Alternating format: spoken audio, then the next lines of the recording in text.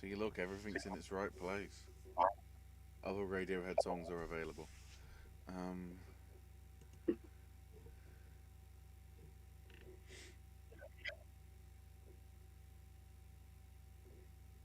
I don't even know where to start.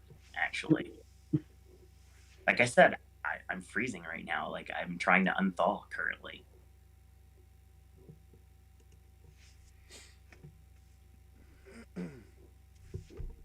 Trying to get like blood circulating through my fingers at this point. Chat's already been very active. Yeah, we'll get on that. Don't worry. But AJ, I can't. I have to. I can't even tell. Are we live right now? Yeah.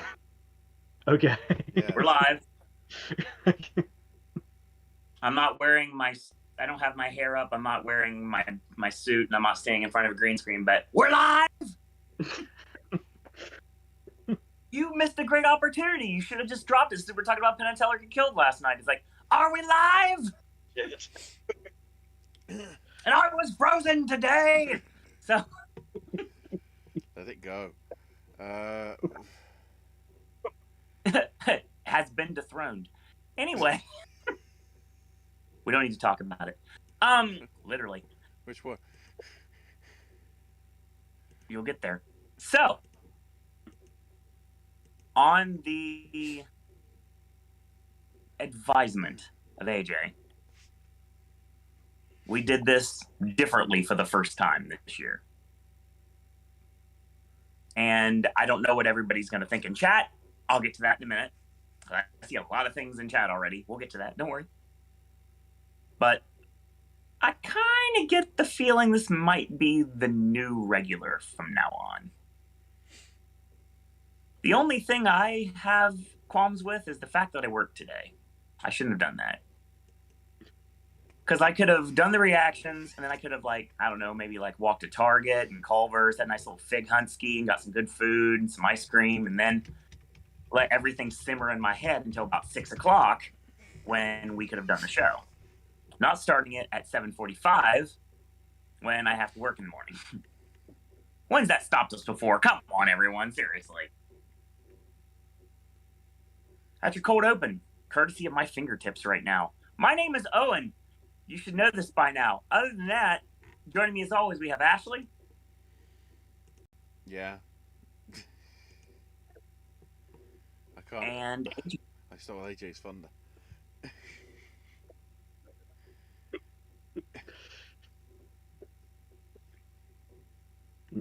Cold. So well, Frozen, you know. We're keeping the trend going.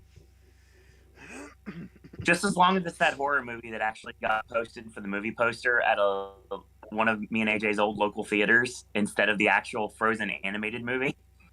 Yeah, it was Adam Green's Frozen. Yes, it was. I can't forget that. That was too funny. Still can't match the time that Spirit and Unfaithful ran the same theater and somebody done messed up.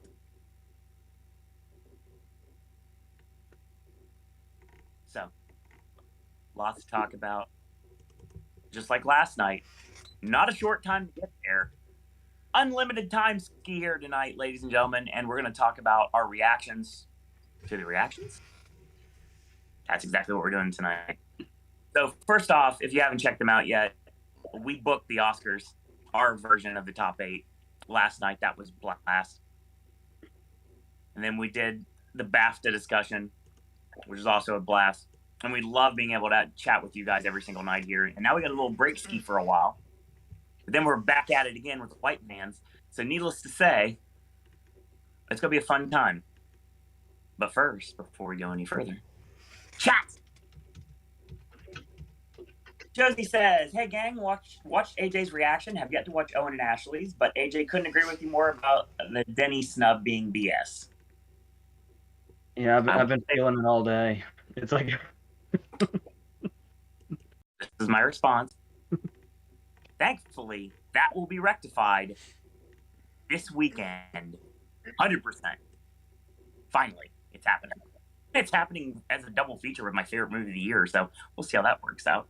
And you're going in open-minded and not, oh, this has 10 nominations, everybody loves it, I'm gonna hate it because it has too much to live up to.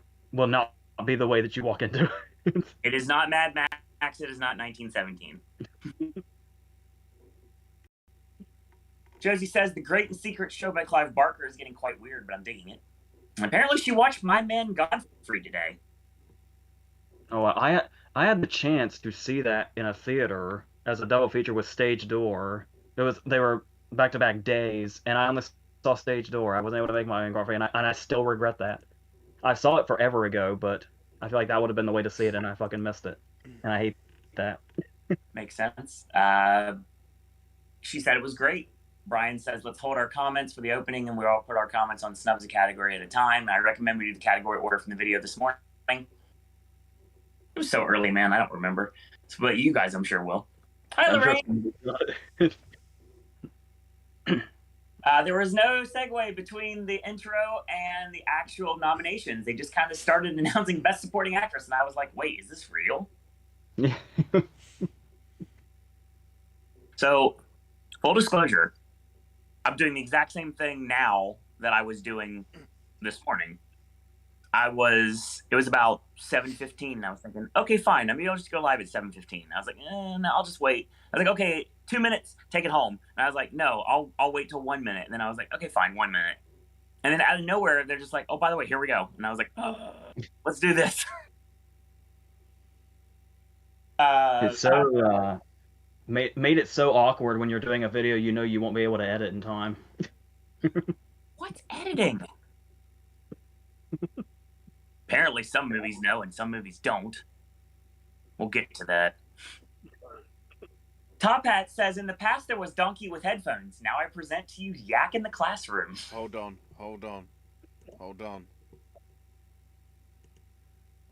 There he is. In all his glory. I hate that I can't see this right now. I can only imagine. I'm looking at the screen right now, waiting for it to go through. So since I'm behind ski a little bit, Hang on. It'll be there. Don't worry.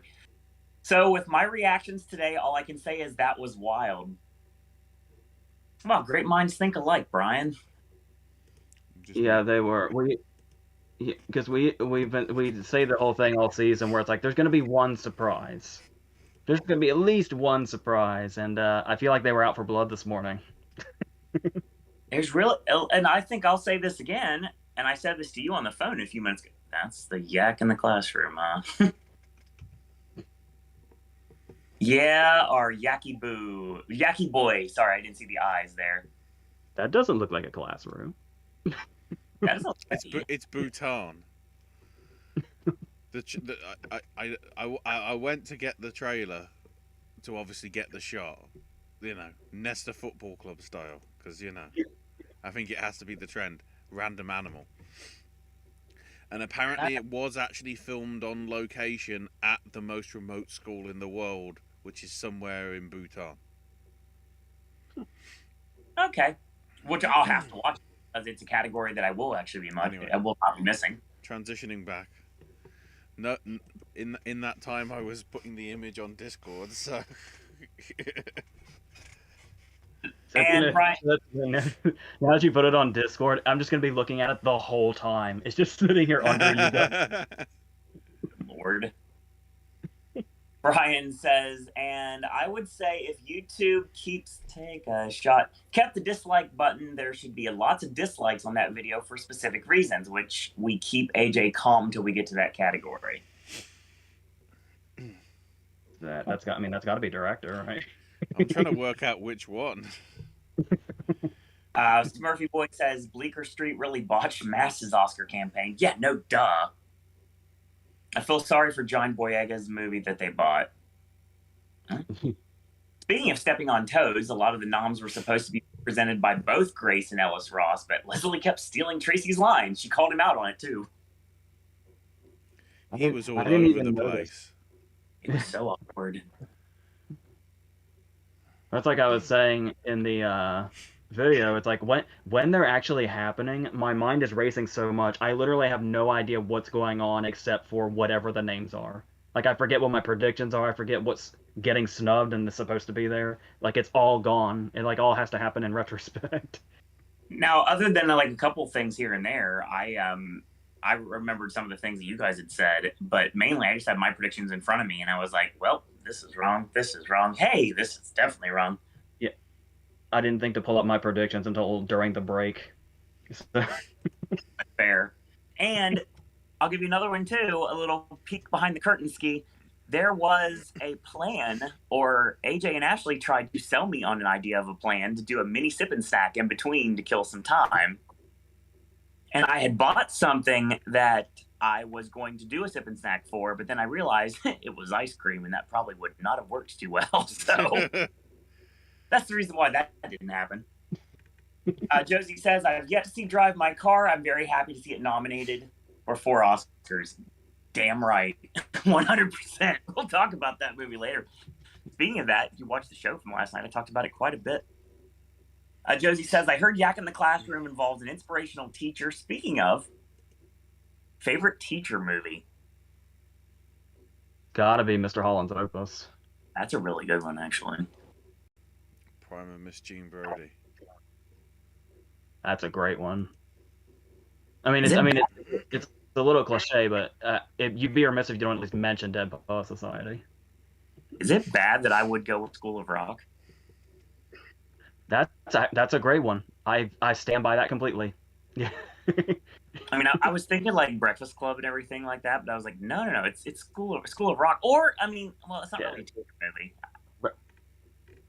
Yeah, the Breakfast Club would be an anti-teacher movie. That's what makes it better. Yeah, there's a lot of great teaching movies. Like Dangerous Minds comes to mind too.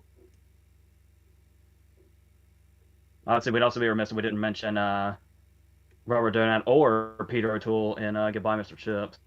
It's kind of like it's basically like the gold standard, but I'm all about Mr. Holland's Opus myself. I don't blame you on that.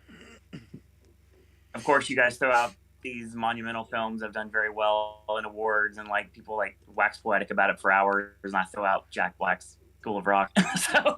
School of Rock is 100% a quality movie. You stand by that choice, or I will for you. I do. There's several people, some in this chat, some that are on this podcast right now, that know that I stand for things that I have to defend from time to time. Oh, by the way, Brian says, guess our 2021 snubs are in the levels of 2014 and 2018.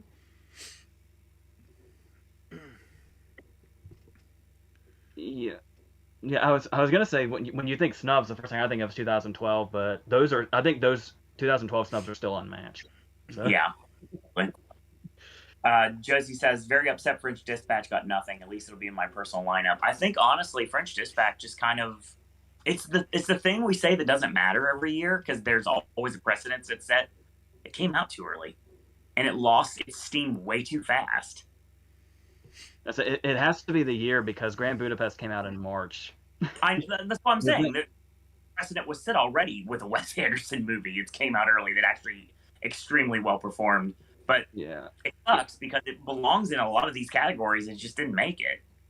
Yeah, because we've talked like it was a pipe dream to like hope it got it in screenplay, and it's like, oh, score is a possibility because they have a good partnership, but like it missing production design is almost like, did they even see the fucking thing? I can maybe see some people saying it's because they've rewarded Wes. If you reward Wes Anderson once, you've already done it. Maybe is what they're thinking. Awesome. But I feel like French Dispatch is kind of on another level than what we've seen so far, besides maybe Grand Budapest. Yeah.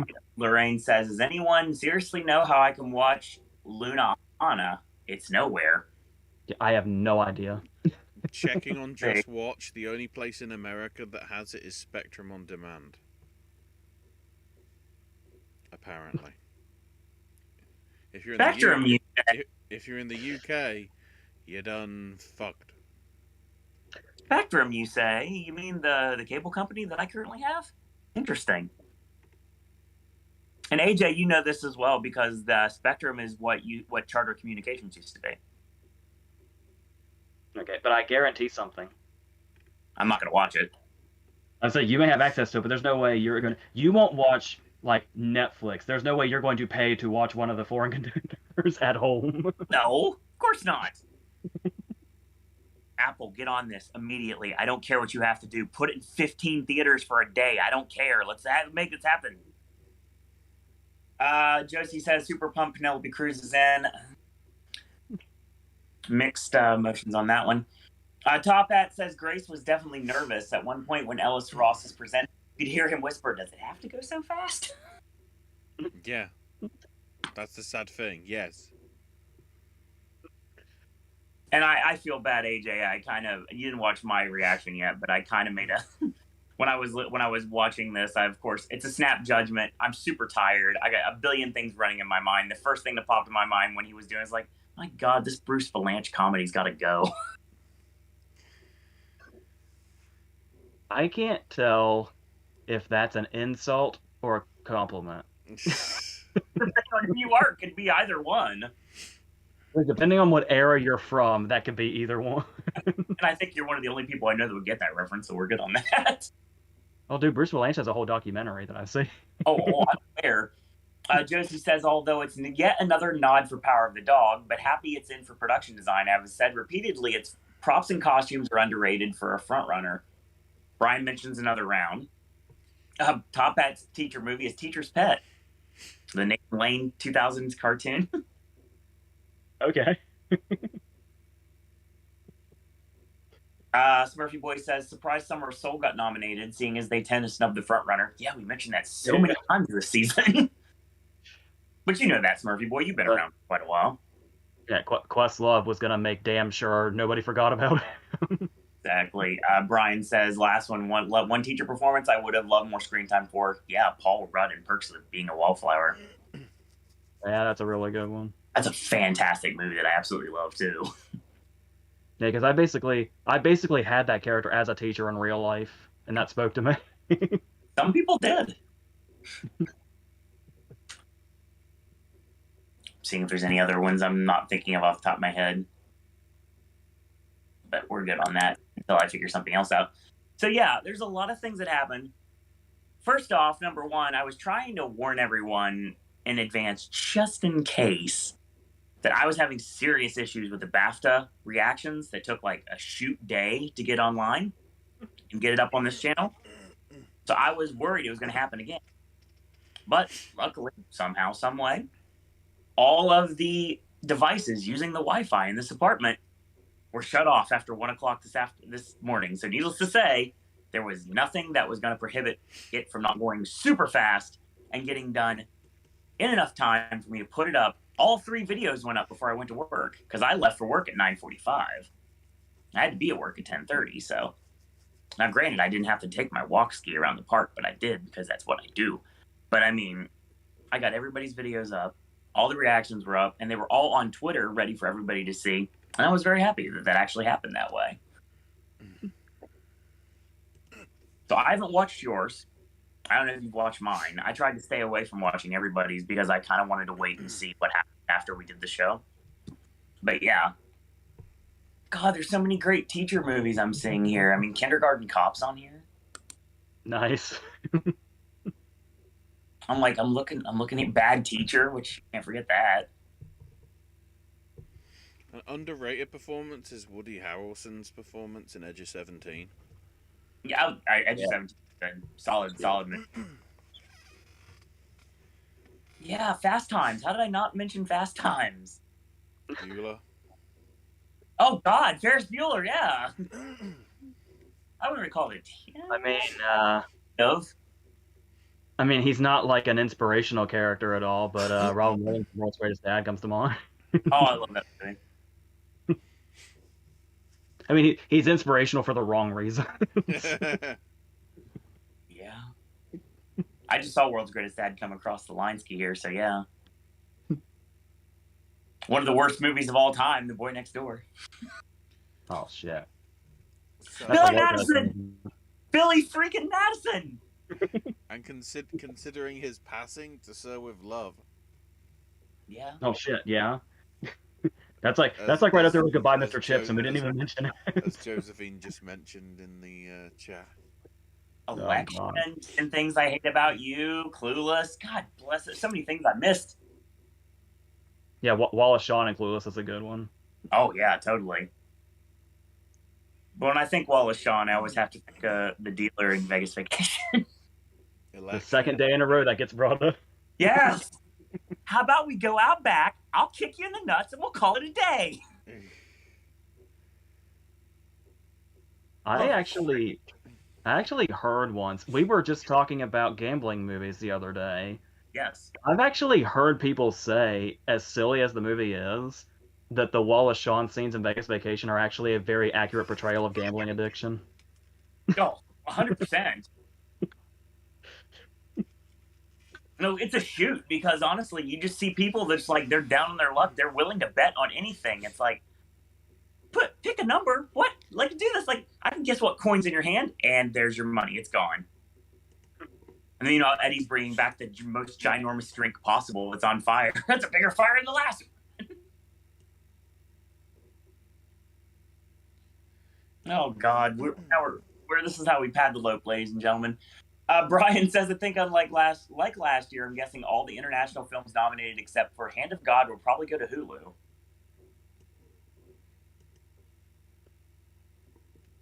I don't know. Oh wait, a Hero's not here. God damn it. No, it's not. It's got that random one in there instead. Here's the thing about that. You mentioned Hulu, Brian. Who would have known that Spider-Man No Way Home was going to Stars, of all things? That got announced today. They got the streaming rights on Stars. Josie says, to Sir with Love.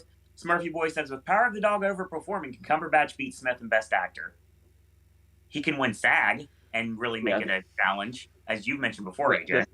Yeah, because he's got the edge for BAFTA already.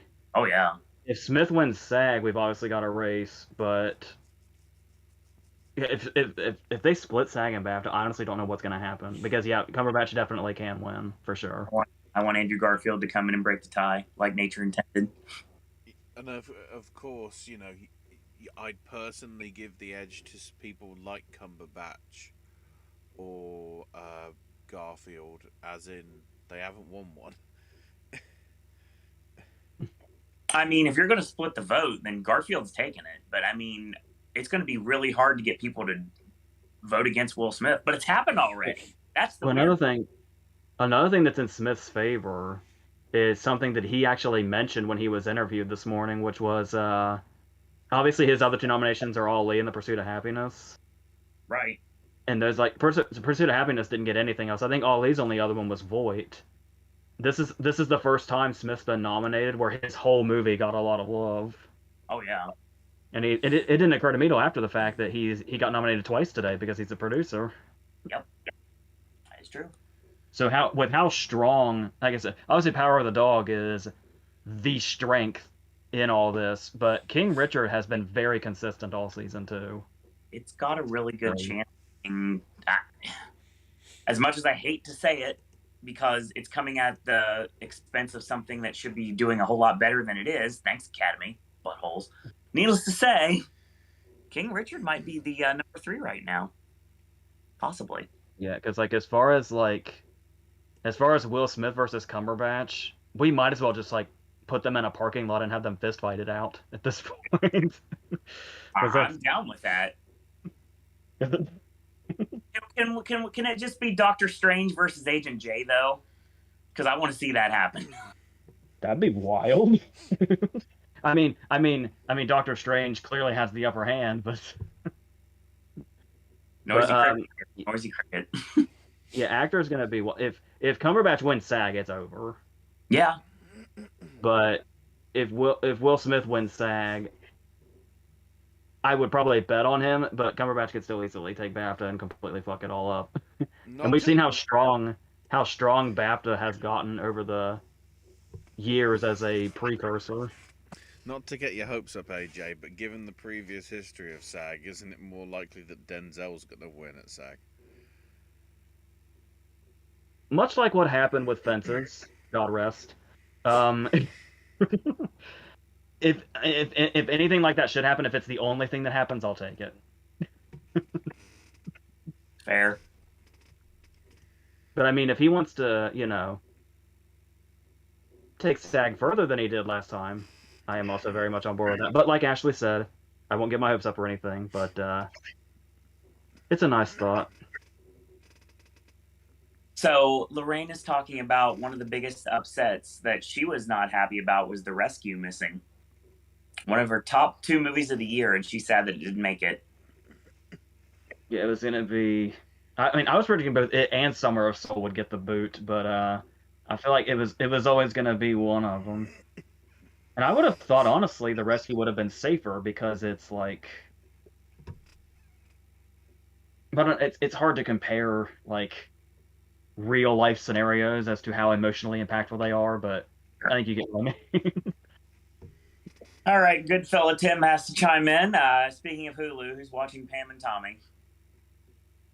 I just have no interest whatsoever. I feel like it's going to be too I, Tonya. So I don't. I think Gillespie even directed some episodes, so I'm completely not interested. I mean, it's fascinating just for the prosthetic talking penis. So, I'm sorry, we got a Ponyosaurus Rex right now. We don't need to worry about anything else with phallic symbols on film anymore. I just remember them in the story of like somebody cast as a talking penis. Well, we're just getting away from this conversation, right? Pat says Doctor Strange versus Spider-Man again?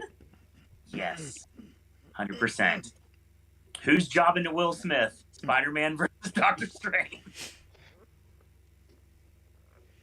Thoughts on iRobot, says Josie. I mean, it's obvious. It's clear you can obviously hate on it because it's like you see what the original concept of iRobot is, and turning it into like an action movie seems ridiculous. But I mean, by itself, first off, Alex Proyas is one of the most underrated directors ever, for starters. And it's like I kind of like it's one of my go-to movies if it's like 3 o'clock in the morning and I have nothing else to do. It's kind of a go-to, honestly. So it's like the definition of like what we used to do in the old place when we used to watch Anchorman on a loop, no matter what time of day it was, or Talladega Nights on a loop, no matter what day it was. Yeah, because it's like even if I didn't just put the DVD in occasionally, you probably still find it on like FX at 3 in the morning or something. It'd probably always be there. Accurate. Brian says Charlie Day and Ice Cube. Oh, Fist Fight. Yeah. Aren't they doing a sequel to that or something? Something that had like Charlie Day and Ice Cube. I can't remember. I was getting ready to say, isn't Ice Cube a little controversial these days? But Van Morrison just got an Oscar nomination, so I don't know what's going on anymore. Ice Cube just did the bloody halftime performance at a NASCAR race, and the crowd were just like, "Huh, what's going on WhatsApp?" So that worked. Murphy Boy says Ridley Scott must be really pissed at himself right about now. Not that we put any weight to them and everything, but his films have more Razzie nominations than they do Oscar nominations. We're not even going to talk about that Affleck nomination because that's just fucking stupid. That's the problem. Yeah, that's the problem. So another thing, Josie's talking about iRobot being based on the Asimov story. He also wrote Bicentennial Man, the story that it's based off of. Thoughts on Bicentennial Man? Underrated. That's kind of an in joke between me and my brother. That we watched that movie, and yeah, there's like emotional moments and all that, but the only thing we couldn't grasp was, is that Robin Williams in there or is it just his voice? And that's all we talked about for 2 hours. Nice.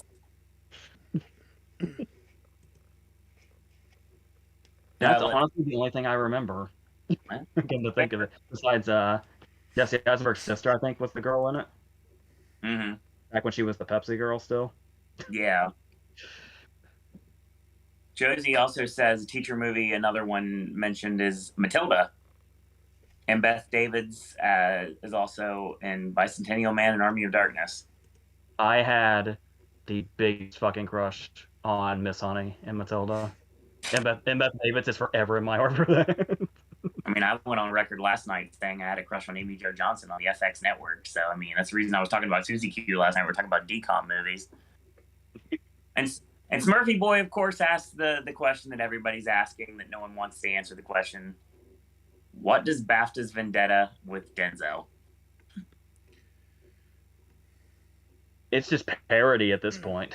Like, I mean, you know, they went with Mahershala Ali when that could have been the, you know, diverse one, because they do want to try and put like half the nominees being diverse in some shape or form. So I don't know, blame Apple.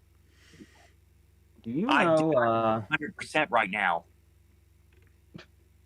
Do you know what I did when we finished our show last night? Probably watched a movie of some sort. Correct. I watched Swan Song. That makes sense. Which one? The the Ollie. And the thing about this that was getting to me was the reason I watched Swan Song at the very last second is because after that BAFTA nomination, I was like, what if he's the fifth? And I started to really feel it. I was like, you know what? I think he's the fifth. And then as I was watching it, I realized I'm now in retrospect completely shocked Ali wasn't the fifth nominee, because do you guys know what Swan Song is? We know.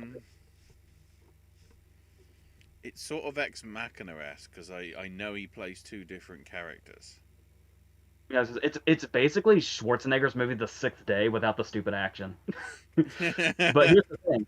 That's what I was thinking. That's what I was thinking was I was like, I was watching this. No, when I went into it blind, and as I was watching it, I was like, okay, I think they're gonna put Ali in because they just love that dude. And then it's like, they're definitely putting Ali in. There's fucking two of him.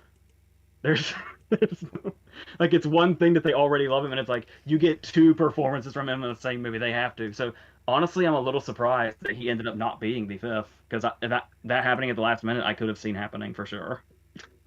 And now it turns out I watched Swan Song for no reason. British skew. Yeah. I think we're at. Yep, we have moved out of chat for now. We've got a kind of a Lawski, so I guess we're going to be going into it. Interesting the way that this went down. Ashley had the live stream. AJ and I had separate videos. And now we get to talk about them, because we've had all day to have it resonate in our minds. What? Rest in peace. Hey, what happened? I can't do my work. Which one is that? Is that Mighty Wind? I can never remember. Damn right it is. Okay. See, this is why whoever gave the suggestion on a previous stream when Owen was at California that Popcast should get a Discord server. Ooh, that is a good idea. Why is that not a thing? I think our answer to that was you were going to be consulted. So I guess this is you being consulted. Well, I'm starting to get feeling back in my hands now, and I feel like the temperature has gone back into my body, so I can actually think a little bit more straight now. Yeah, that's interesting. You guys and girls want us to have a Discord server? I'm gonna be honest with you. I'm so ancient when it comes to technology. I have no idea what that means. Well, you're on it right now. Well, clearly. And But apart from that, I don't know. This is a way that all three of us could communicate with the viewers without having to do anything with social media or any, like, it's basically direct contact, but it's not.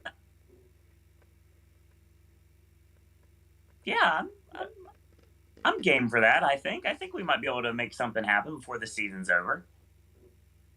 Because after the award season's over, I mean, I guess you're just going to get constant messages from AJ about movies, and I'm going to be talking about Horror Nights, so I mean,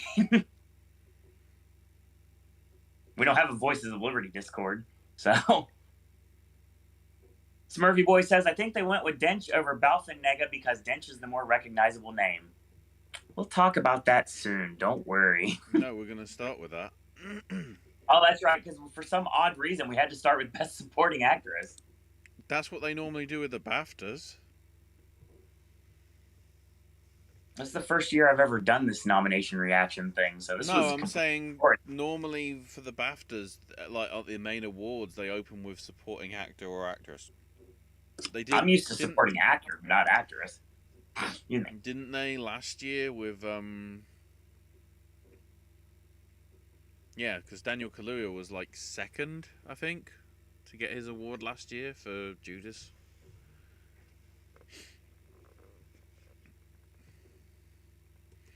So yeah, supporting actress, we have Jessie Buckley for Lost Daughter, Ariana DeBose for West Side Story, Judi Dench for Belfast, Kirsten Dunst for Power of a Dog, and Ingenue Ellis for King Richard. If you have a surname that is beyond F, you are effed.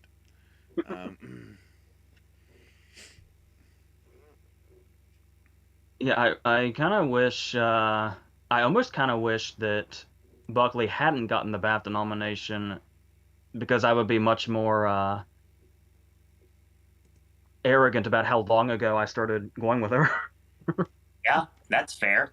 But then again, I was saying the whole time, surely BAFTA will help get her there. Because we kept talking about precursor list stuff, but like we were saying, all the precursors pretty much almost happened for nearly everybody. Nearly. And it's funny because, I mean, I dropped in December, I had Ellis, and then in November I had Dench, and I dropped them both, and that was proven wrong. And yeah, I felt super confident about the Ellis miss because it was like I was already saying it, and then SAG happened, and I was like, oh yeah, I should definitely follow this feeling then. But fuck that feeling, I guess. If you don't include the satellite awards, Dench was actually the shadow drop. I was trying to remember. She didn't get in BAFTA. No, they went with Oh Balf. Wow. Balf was the Globes, Balf was the Critics, Balf was the Guilds, and Balf was BAFTA. Damn.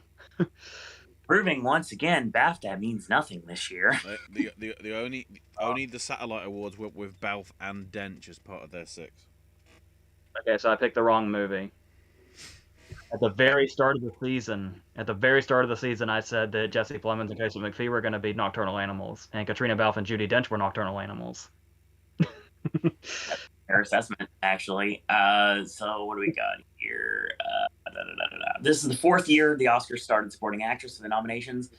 Top Hat says they started with supporting actress last year because Borat was the first movie technically nominated. Brian Miss, Balfe, Nega. Well, of course, Balfe and Nega over Dench and Ellis. Josie says that fake rom-com pairing Jessie Buckley and Scoot McNairy, or Jessie Buckley and Simon Rex. Josie, you should probably know by now we don't talk about Simon Rex on the network, just like Bruno. It was great. It's not Simon Rex's fault. We can be nice to him. Jessie Buckley and Simon Farnaby. There's a pairing. Mr. Top Hat says, well, good for old Deuteronomy. Brian says, out of the big 5 Netflix movies, Passing was the only one that got shut out.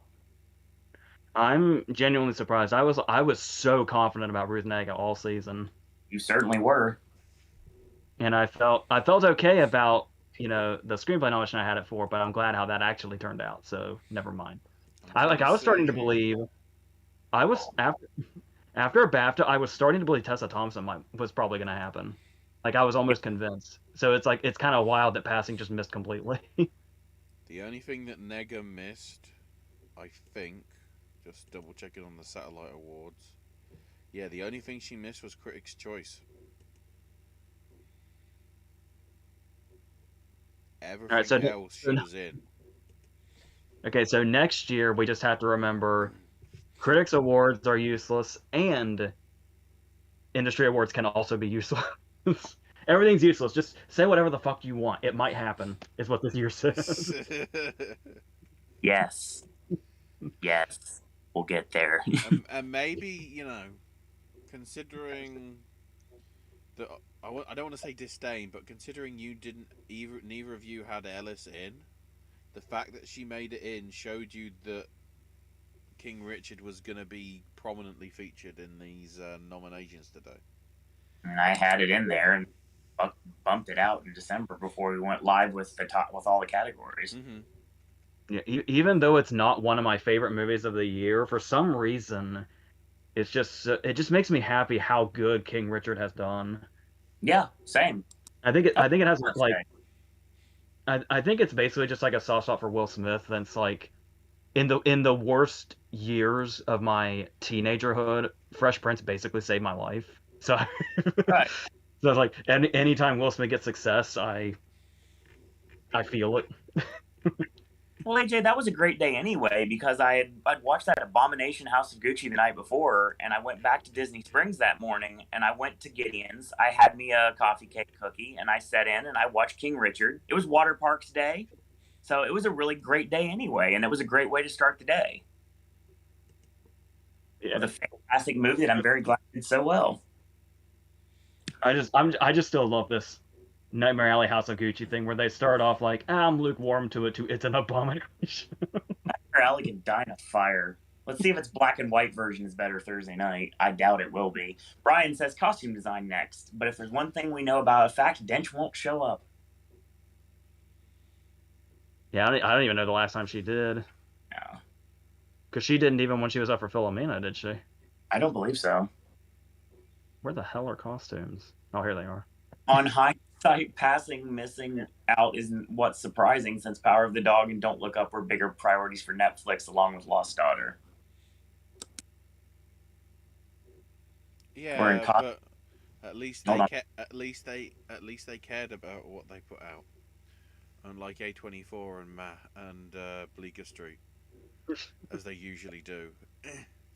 So once again, Ashley, you have the stuff in front of you to tell you what we missed and what we didn't. Make sure you don't gloss over that. And make I'll sure. quickly mention. Yeah, we all missed Balf, and then it was Nega and Matlin in terms of the 5th slot.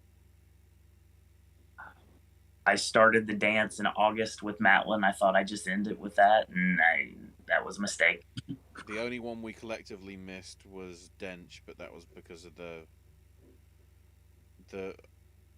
I don't want to say category fraud, but it's that sort of thing, like, you know, with Dench having no precursors. See, here's the funny thing about that. With one notable exception, which we'll get to later, for the top 8 at least, the so-called surprises were called by one of us at least at some point since August. And I'm proud of that, and everybody here should be.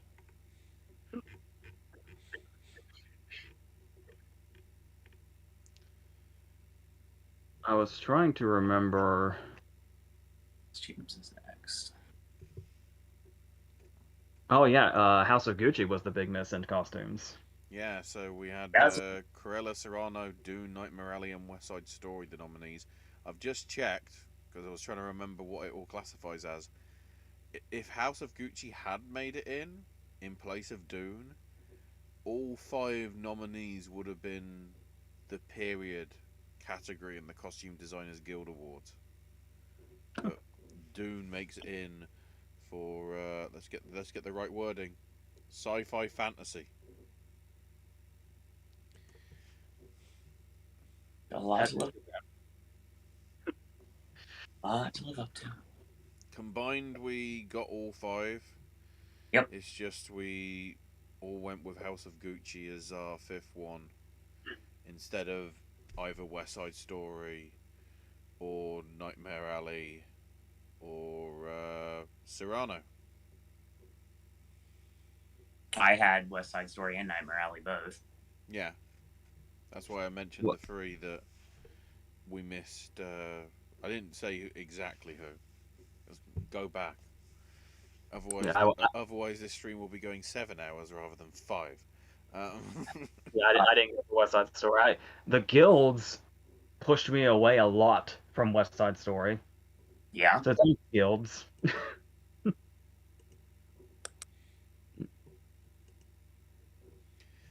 Next, moving on to sound. Real quick before we go to sound, Top Hat says Cyrano's only nomination. Brian says missed last night in Soho over the first many categories I bet on. I can't bet against on West Side Story. And Smurfy Boy says A24 really took a nosedive after. We don't talk about that Best Picture win. Thank you very much, Smurfy Boy. You should know this by now. That never happened. Are you talking about Moonlight, right? You're talking about when Moonlight beat La La Land? Is that what you're talking about? That time that Moonlight beat La La Land? Is that what it was? Okay. Never happened. That time that Faye Dunaway was off her tits. And then ran away and left Warren Beatty for dead? Yeah. Nice. It was literally that scene from the Curb Your Enthusiasm with the producers. With her and Mel at the bar, like, oh, God. Josie says, out of the costume noms, I would go with Nightmare Alley if I were voting, but I do wish French Dispatch was here. Yeah, it belongs here. It belongs a lot of places that it's not. Because other things had to get in instead. Thanks, Academy. Sound. Yeah, so we have Belfast, Dune, No Time to Die, Power of the Dog, and West Side Story. We, combined, we got all 5, but, Yep. AJ missed with Spider-Man, I missed with Soho and Spider-Man, and Owen missed with Tick Tick Boom. We all missed with Andy Garfield, so that's fair. In some shape or form, yeah. I didn't predict it, but there was a piece of me that was kind of hoping A Quiet Place would have shown up, but yeah, at least I wasn't predicting it, so. Guaranteed you predicted if we were doing all of the categories in our Oscar predictions. I'm just trying to remember. I had what? Which one did I not have? No time. I had Dune, No Time to Die, Power of the Dog, West Side Story. The fifth one is Belfast. Right. I did as well. I had Belfast. It was only Owen that had it, yeah. If I had known Belfast was having those screenings you were talking about before we did the predictions, I probably would have said Belfast. But I don't think I would have taken Spider-Man out, so I'm curious what I would have even taken out, because I kind of thought Spider-Man might have had this. Well, I always throw up this all the time for why not both, and to nominate both West Side Story and Tick Tick Boom. Apparently that wasn't something they were going to do. I backed the wrong horse. And he got hit by a wagon, just like when Howard was playing Red Dead the other. Oh, needless to say. Just going back to supporting actress, because I'm going to the official Oscars fact sheet that they always publish every year. 4 out of the 5 are first-time nominees. The only one with precedent being Dench for her third supporting, and then another 5 in the leading category. The last being, as you mentioned previously, AJ Filomena, nearly 9 years ago. I love that movie. Yeah, it's Dunst has been around for so long, you almost kind of forget this is her first one. Let's see. Brian says Sound and Miss Quiet Place, Spider-Man over Belfast and Power of the Dog. Hi, Cassie. Yeah, let's praise the fact that Power of the Dog is in fact here. I mean, we kind of knew, but it's like the way it's also kind of, despite Power of the Dog getting literally everything, it's an inspired choice actually. So I'm really happy about that. You'll love it even more when you hear it in a theater, man. Seriously, you'll get that theatrical experience. You'll fall in love with it even more. And I get a second viewing of it on Saturday, so I'm excited about that. Okay, let me kill this right now. For anybody that watched, and AJ and I were talking about this on the phone, For anybody that watched these videos, watched the BAFTA reaction or anything like that, thinks I don't like Power of the Dog, they're wrong. I do greatly. However, I like other things more. So let's just put a pin in that right there before we go any further. It's just like the Major Pain line. It made me very paranoid. And hopefully Dune is the same way after you've seen it. We'll find out. I think I've settled on Friday morning to be Dune, but I might just wait till Cheap Tuesday. I haven't quite decided yet.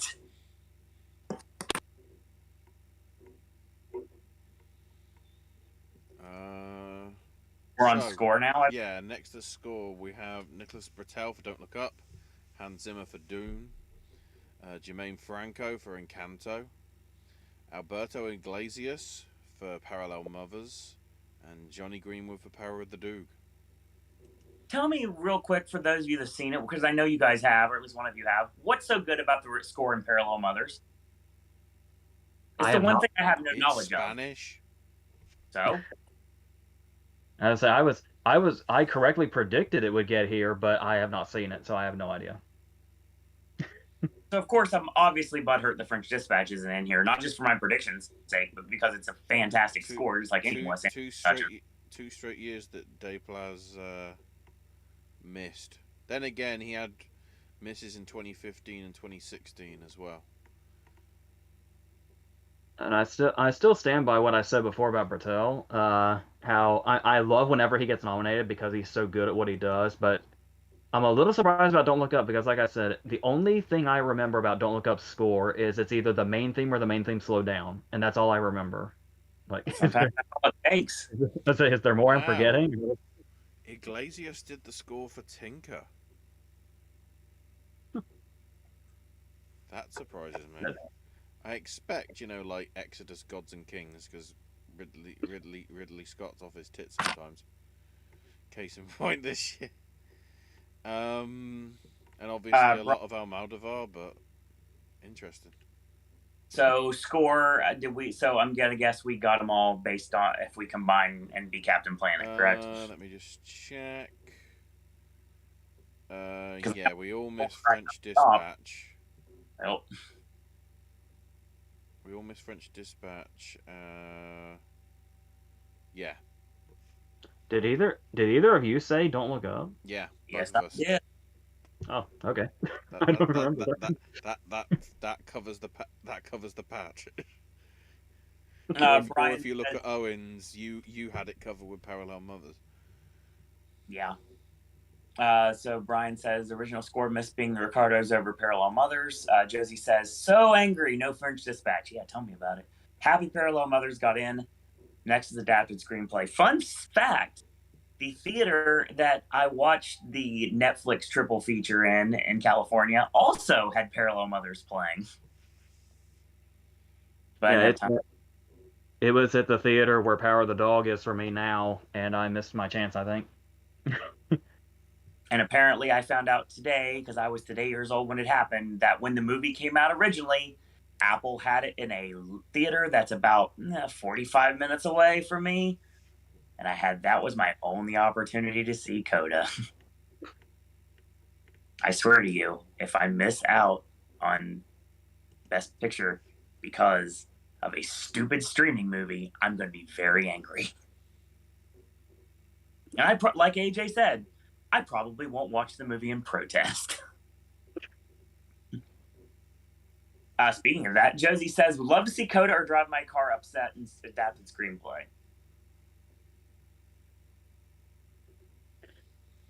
So yeah, it would be great. It would be great to see an upset, but we're definitely not counting on one, right? No, but I'd be super happy if Drive My Car won it. Absolutely. Smurfy Boy says, as much as I love Black Panther's score, I still think Nicholas Britell should have won for Beale Street.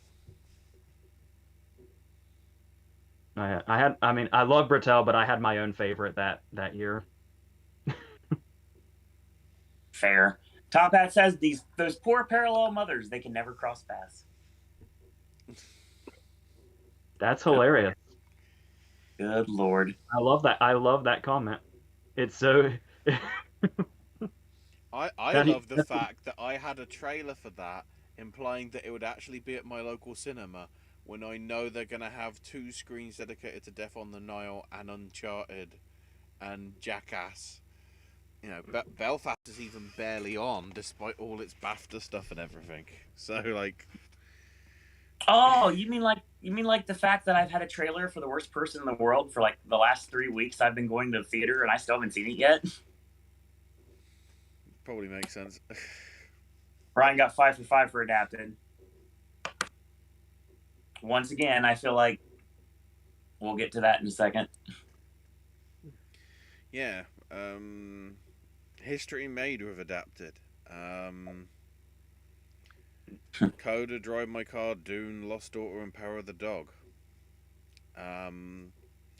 The first time that 3 female... Well, it's not the first time that there's been 3 female nominees for films, but it is the first time ever that the 3 females have written the screenplay themselves and not co-written.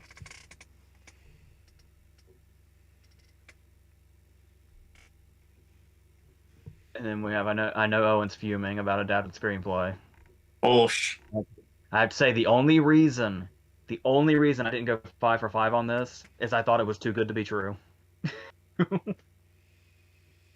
And I'm so glad to be wrong. I mean, I'm sorry, Rebecca Hall. You're amazing as well, but I'm really happy with where this went. Oh, my adapted win would be the one that doesn't get in. Yeah, I'm not happy about that. I think I also love so much that Dune got in screenplays because it almost like, especially considering what eventually happened, it almost feels like an act of respect to a movie to give it a screenplay nomination when by all accounts you would think they'd mostly see it as just a technical movie. So maybe the WG... I'm trying to work out now where the snub was from WGA, because of course we talked about the eligibility issues in terms of like who missed being ineligible, and that's why Dune was in there. But the fact that it now carried over, I'm trying to work out like, is it though?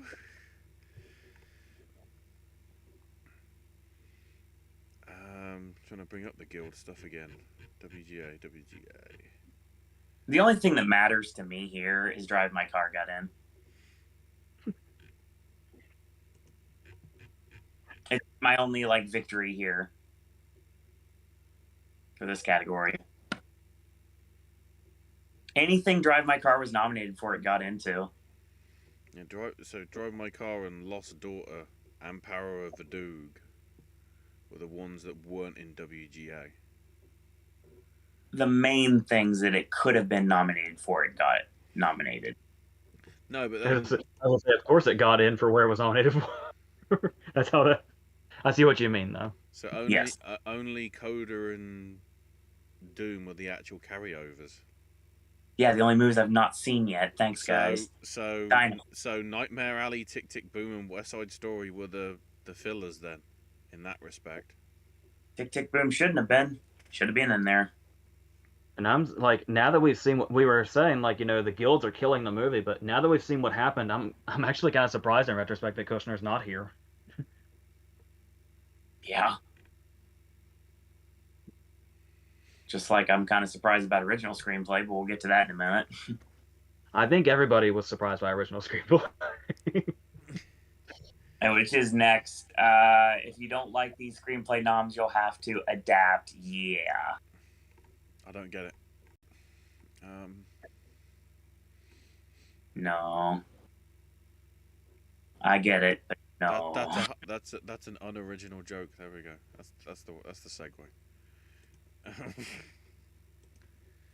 Well, of course, as I'm sure Ashley alluded to, once again combined, we nailed best adapted screenplay. Mm-hmm. We didn't for original. No one did. No. Because we have Belfast, Don't Look Up, King Richard, Licorice Pizza, and Worst Person in the World. Okay, so we were all saying the exact same thing, right? After Licorice, that small area between Licorice Pizza and Worst Person in the World, we were all thinking it was Mass, right?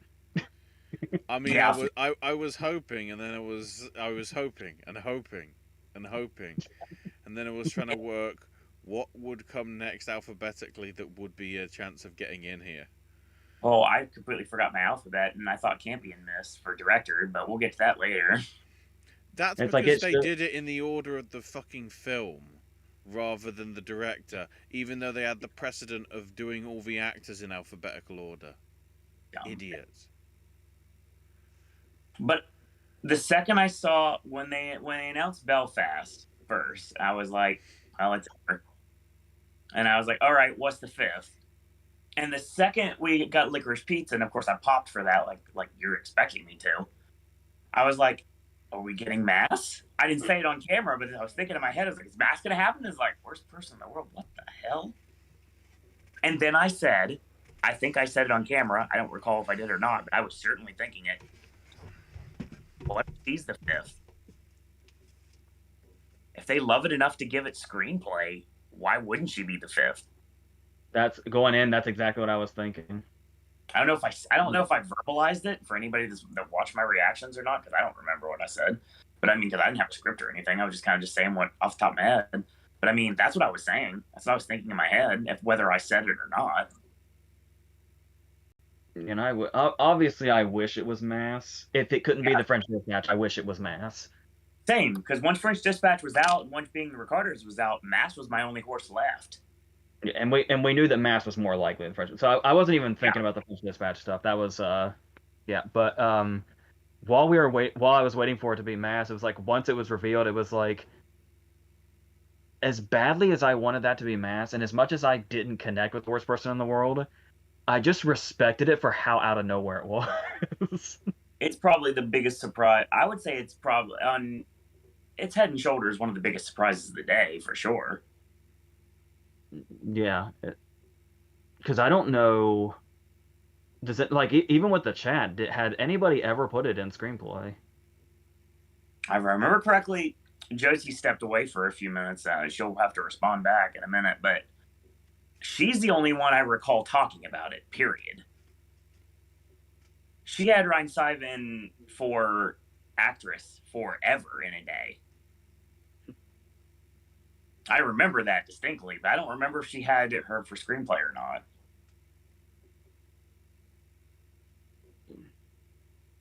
Yeah, because usually we say that, like, you know, typically there'll be a foreign movie that ends up in screenplay, but we assumed that was Drive My Car.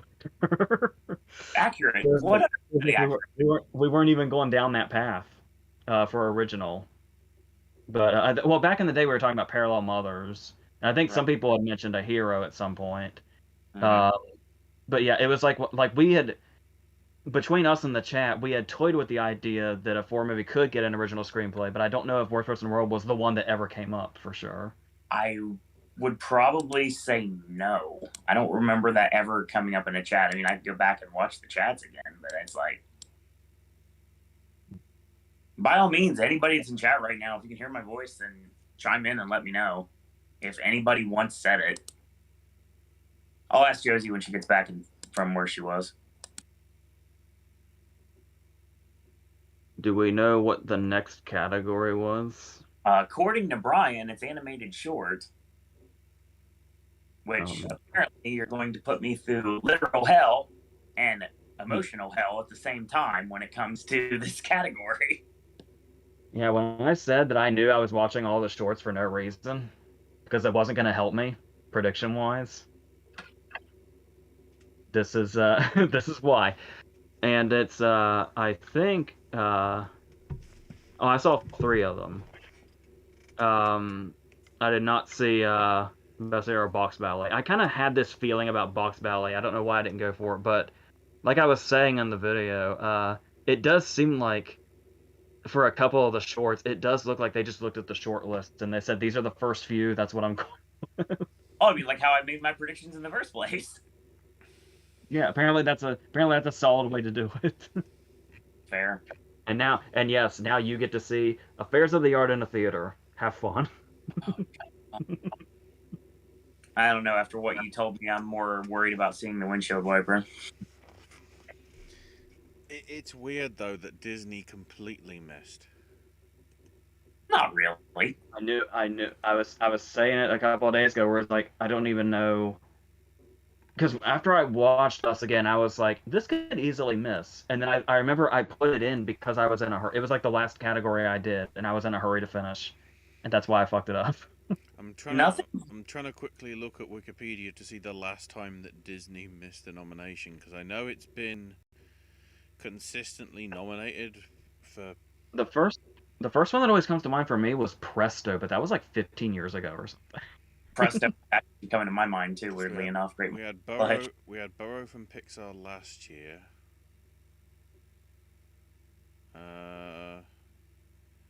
I guess actually no, it would be 2019, because Hair Love was Sony, I think, wasn't it? Because it was in front of Into the Spider-Verse, I think. Disney doesn't do fairly well in the short category, and they never really have.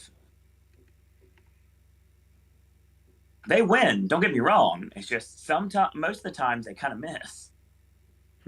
Oh, it was shown in theaters alongside Angry Birds 2.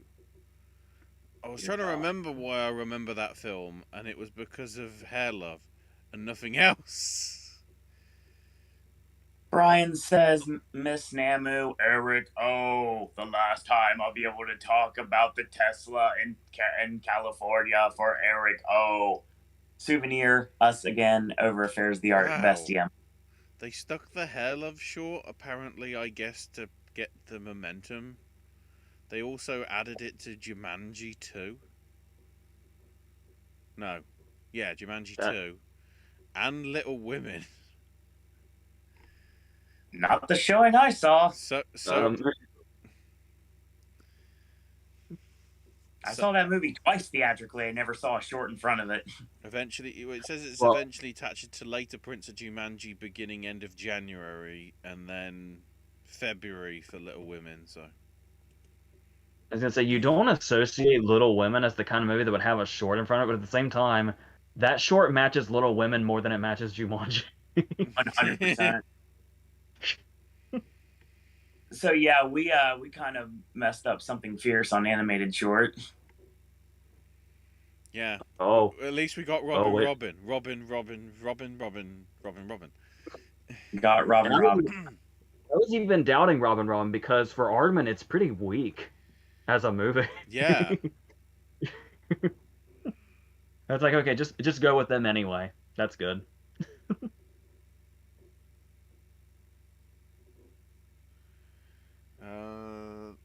We should be coming up on the category where I got 0.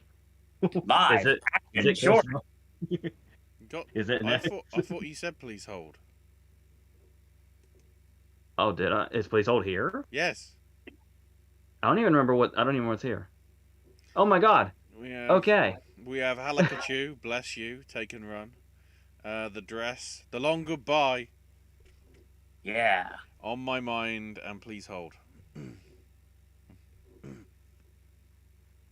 I went with names. It didn't work out very well for me. So yeah, so speaking of going with names, I mean, just looking at these, they could go totally random, or are we about to see Riz Ahmed win an Oscar? Because that would be pretty cool. I think it's possible. I'm trying to... Where is it? It's one of the things that's in the weird stat things that they always like to do as well. More likely, honestly. Yeah, with his nomination this year for Best Live Action Short Film, Riz becomes the 5th person to have nominations in both an acting category and a short film category. Previous nominees included Peter Sellers, Diane Cannon, Kenneth Branagh, and then also Christine Latty, who won for Best Live Action Short in '95. So, while he doesn't have an acting nomination, can we just come back to appreciate the fact that Peter Capaldi has an Oscar? Because I just love reminding myself of that. Yes. You gotta love it. But yeah, we are Riz Ahmed's thing. I guess is the front runner. It's certainly got the most views. I get that probably means it's losing, but No, I don't. In short, it's actually the opposite most of the time.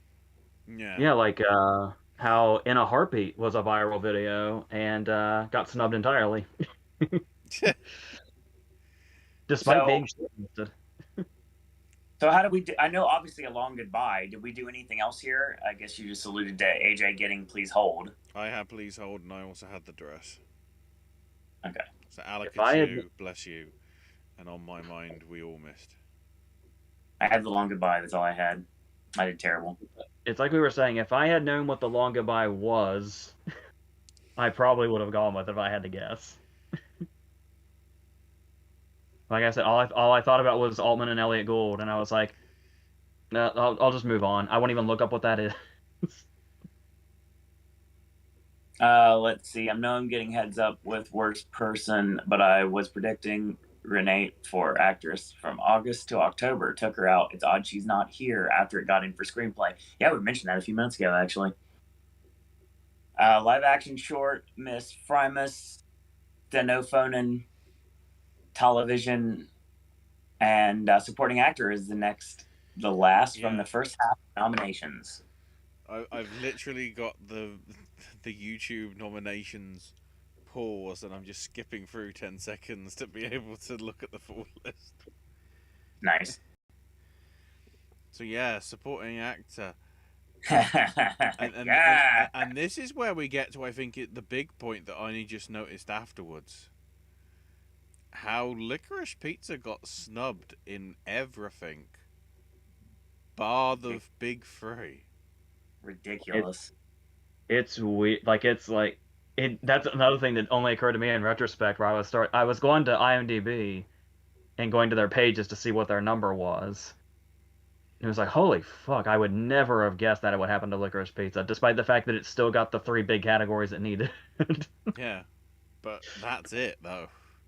It's Leaves me a wild. little concerned. I mean, I feel that we have a very good possibility for a win, and then we have maybe not so much. Well, I've been saying that PTA must be the front runner in original screenplay, but much as I would prefer Branagh, but the thing is after their two performances of the movies themselves, I am wondering if Branagh's back in the front of original screenplay because I was saying PTA no question for original screenplay like the other day. I really hope not, AJ. Because they love that. They fucking love PTA, and they are just chomping at the bit to give him something. They are dying to give Paul Thomas Anderson something. I mean, every year something gets in their way. I mean, if he's going to get screenplay, then Branagh can get director, and everybody wins. So,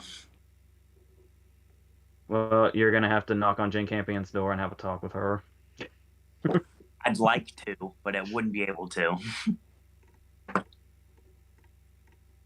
But let's talk about. Let's kind of address the elephant in the room here. I want to talk about a precursor nomination that no one was predicting. This guy right here. Okay, so I got a question. I'm proud of that, thank you, and I think I have a right to be proud of it, even though it came at Bradley Cooper's expense. I honestly would have. I know it's like a very, very small amount of screen time, but I would have loved that Cooper nomination. I really wish that. But here's my question for you is typically we have like some sort of strategy or something, and maybe you could say gut feelings or something.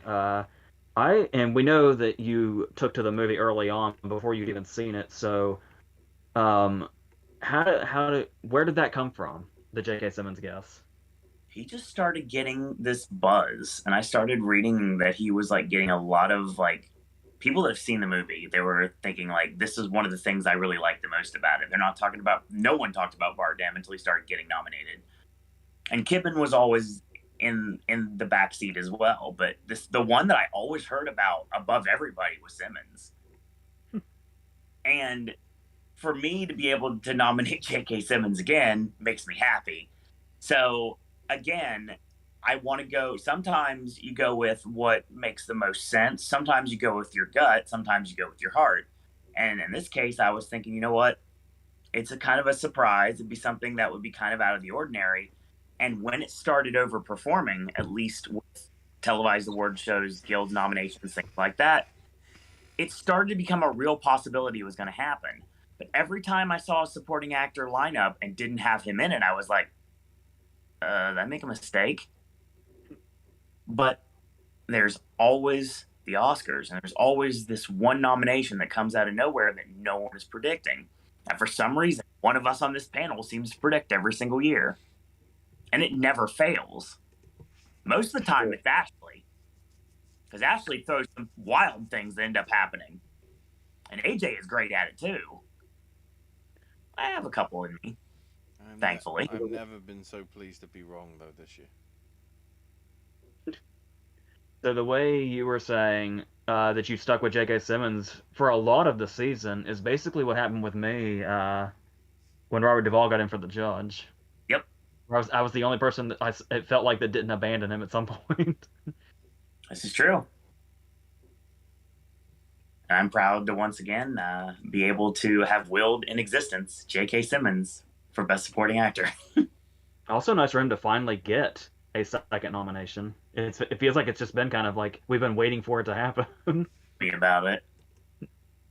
Considering how much I championed Whiplash when it first came out, come on, seriously. I'm trying to check because like he was in a shit ton last year. I need to get complimented voice in Cars because it certainly sounds like him, and I'm not positive. Hang on, which? The Radiator Springs Racers attraction at Disney California Adventure. Oh, hang on. Is it credited on? I believe he's taking over for. Actually, he's taking over for Carlin.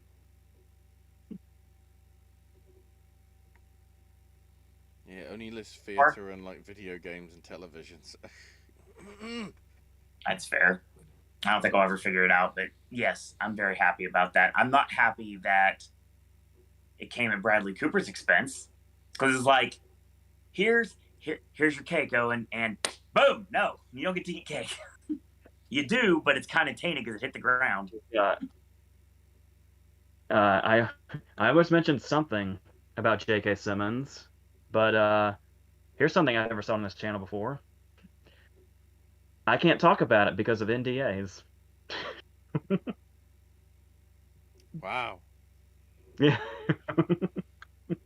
I know what you're talking about. That's priceless. Okay, I guess I'm gonna have to find this out afterwards. Yeah. But yeah, I'm just looking. J.K. Simmons stuff. He was Omni-Man in Invincible last year. He was a voice in one episode of The Great North on Fox. 3 episodes of Infinity Train as Pig Baby.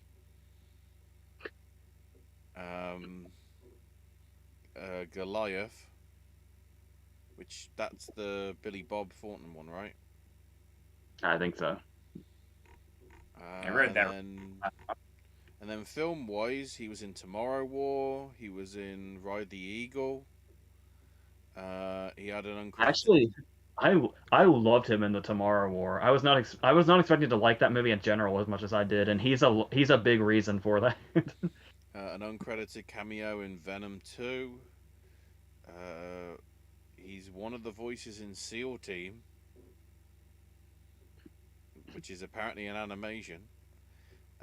He obviously has his cameo in Ghostbusters, and also National Champions, Rick Groman's Wars sports film thing, along with Being the Ricardos and something called Spider-Man. So, and then, of Brian, course, he's going to be in Batgirl next year as well. Yes. Brian says, unless they go with King Richard, no, that's not happening. Don't will that into existence, Brian. Stop. PTA's winning. Josie says, I pray for Licorice Pizza to win original screenplay every night. That's my response. Yeah, because we feel it is like King Richard's got to get something big, and that's where actor would come in. Yeah, exactly. I mean, I feel like Cumberbatch is right there, but at the same time, it's like I can't see King Richard missing something. Don't make it song. If it, like, oh God, please not. I've got a real horse at the race now that I wasn't even aware of now, thanks to my personal connections. So, question: we're not there yet, but since it's been brought up, if Diane Warren wins song, are they done with her finally? I'd say. Are they waiting for that to happen? Actually, is later down the line. Also, J.K. Simmons is apparently he's going to be in an Amazon Studios sci-fi thing called Light Years, where he's playing the husband of Sissy Spacek. Okay, so and it's from the at least unless it's the whole series is being directed by the same director. It's from the guy that did the Secret in Their Eyes. And that's all we can say about that. Yeah. Shoot. So, anyway, thoughts on Cocoon. Don Amici won Best Supporting Actor for his role in it. I love Don Amici, but Wilford Brimley gave me the most emotionally resonant performance for me. Talking about that. Go ahead. That Amici win will forever. I mean, it's not a complete mystery because it was a career win, but yeah, especially with Wilford Brimley and there being the most memorable character, that Amici win will always be a mystery. Amici is really good in Things Change. Heaven Can Wait and Batteries Not Included. Smurfy Boy says, surprised the Master didn't get a screenplay nomination. I think a lot of us are. Sometimes the Oscars can get nervous about pissing off the Scientology people. Also correct. Speaking of that, I've actually seen one of those buildings now. Those things are huge. Anyway. Like, Troy showed me some when I was in LA, and I was like, wow, these things are ginormous. Top Hat says, congratulations to the bully from Like Mike on his Oscar nomination. Thank you for that reference. That's the first thing I think of every time. before Breaking Bad, before Friday Night Lights, it was Like Mike first. Smurfy Boy says, sucks that Mike Feist, Robin DeJesus, and Jason Isaacs all got shut out.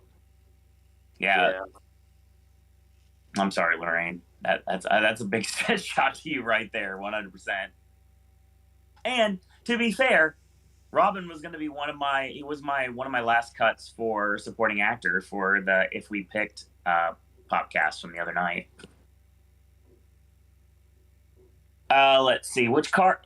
What? Okay. Top Hat says so many Spider-Man related actors nominated this year. Very true.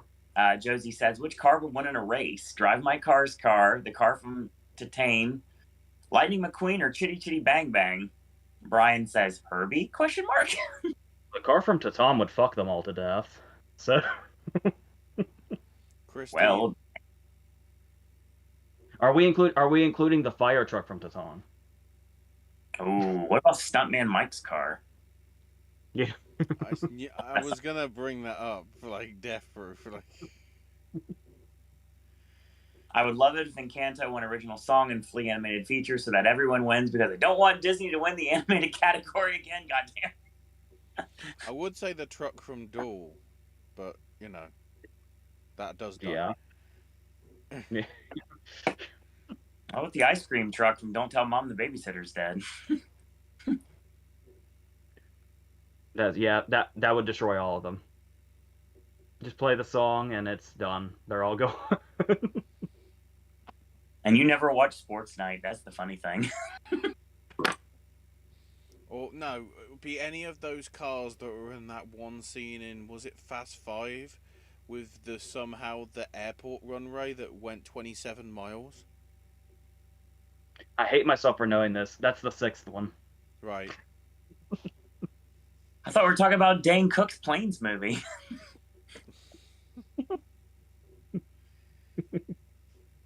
I love Encanto. Flea was indifferent too, but I love Encanto very much. Against the wrong song.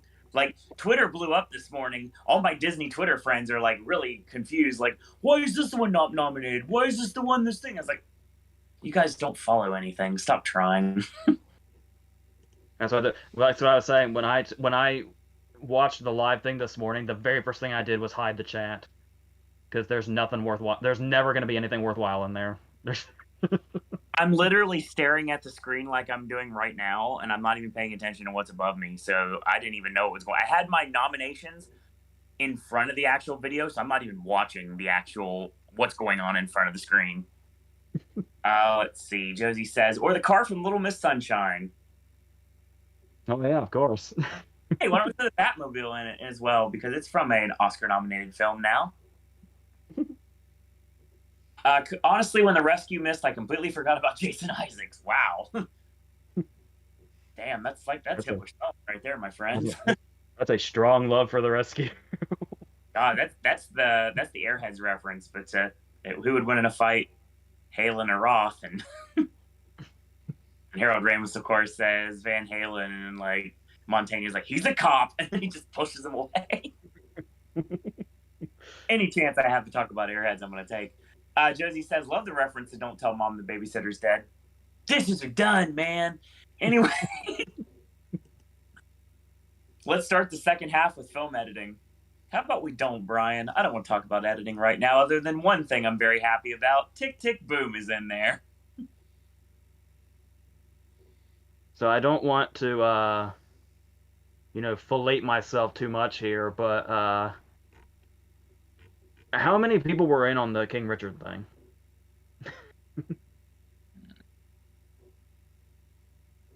I didn't have it. By the looks of it, none.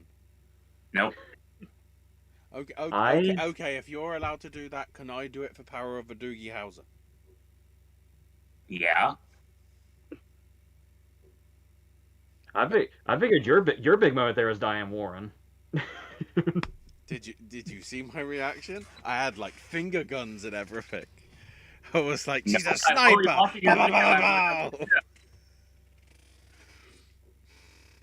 Well, within 8 hours after the show is over, I will go ahead and gladly watch your reaction video as I drink soda in the background. To be fair, I marked out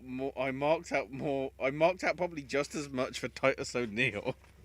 Dude, thank you. Oh my God, he comes on the screen. I was like, Thaddeus. I was like, wait a minute. I was like, and you watched the video. I was like, it's Titus O'Neil. I didn't look at the name of the school. I was just like, wait, what? I was like, that's his shoot name. That's Titus O'Neil. I even made reference to like, are WWE going to promote this? No. Speaking of the rescue, Ron Howard is adapting it into a narrative film, I think. Interesting. Oh dear. Is it going to have Elon Musk saying, he's a pedophile? Tesla is an amazing brand. That's all I have to say. Someone that wrote 2 weeks. Oh my God, I love Tesla so much. Eric O. That's all I have to say. Okay, let me give you a little context.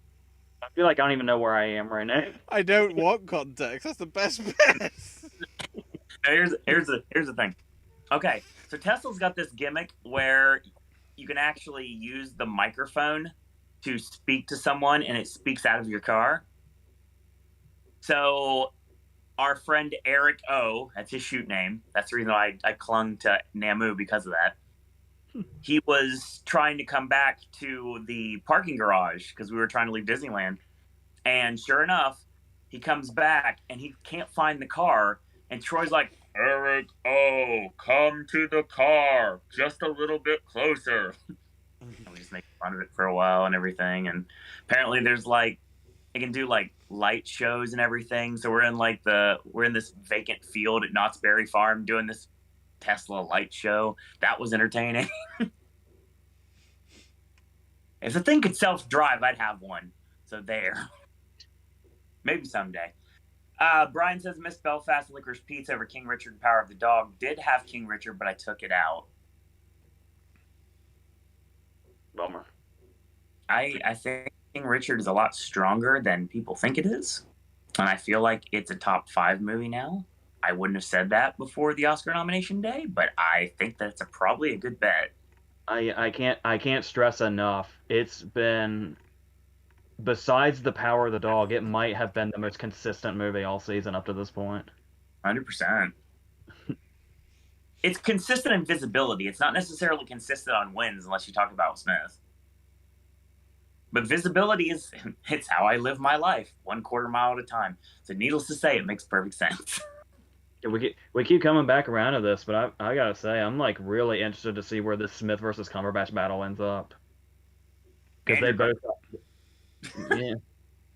I mean, before today, I would have thought it was a 3-person race, but yeah. I hope you're I wrong. mean, Tick Tick Boom's editing get is great. Yeah, it is. I'm It makes so me happy very that happy. happened. I'm very happy it happened. It is a shame though; it's the only other one besides Garfield. Not right. Right at all. Yeah. Ashley, what do we have on this? I'm guessing all of us predicted everything correctly with combined. Yeah. Okay. Well, it's interesting. It went the reverse of what we were saying. Because it was like they're either going to really go all in on one musical or the other. We couldn't see them getting split up evenly. Mm-hmm.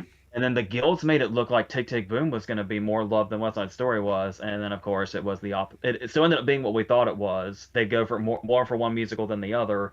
It just wasn't the one we kind of thought it would be at the end there. I will say, this is kind of a deterrent to predict Belfast for picture at this point. It's still there, don't get me wrong, but editing is a big deal. There's something Belfast missed that I'm still really upset about that'll come up probably pretty soon. Yep. Going back to supporting, again with that one, 4 of the 5, it's first time Oscar nominations for them. Mm. JK being the only, previous one. Yeah. Interesting in both cases, the previous person is a winner already. Mm-hmm. Heck yes, I remember my reaction for that win. Yeah, it was probably, oh yeah, that's been happening all season. Of course it would happen right now. Remember, he always thanked his above average children. That was a running joke. Yes. Oh my God, yes. So now we get to 2022 history, at least in terms of announcement order. AJ with the first perfect for makeup and hair. Makeup? Yeah. Coming to America, Cruella, Dune, Izutami Faye, and House of Gucci. House of Gucci being nominated in the same category for the same number of awards as Coming to America. Wow, that's amazing. So you sold me. This is the Academy. You sold me on movies like The Suicide Squad getting in, and everybody panned that nomination when it happened.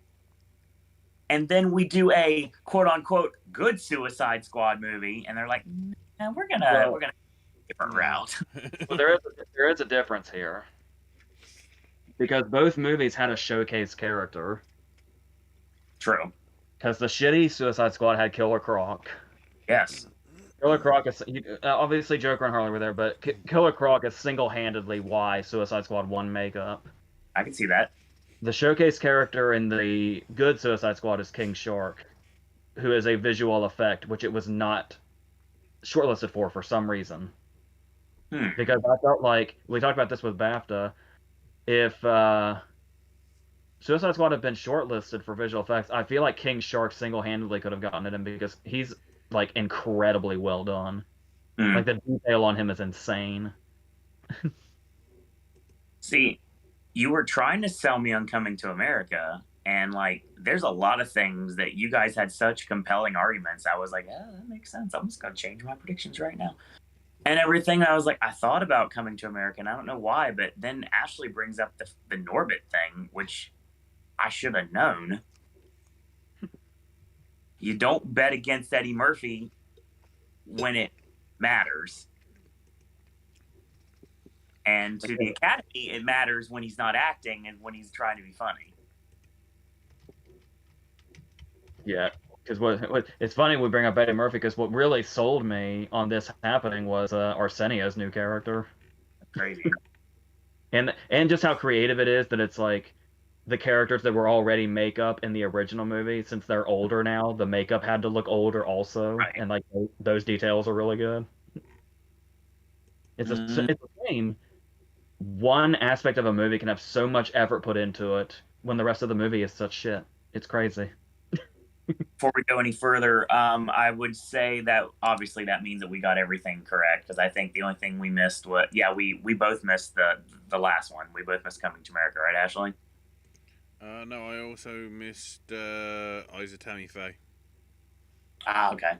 So I went with No Time to Die.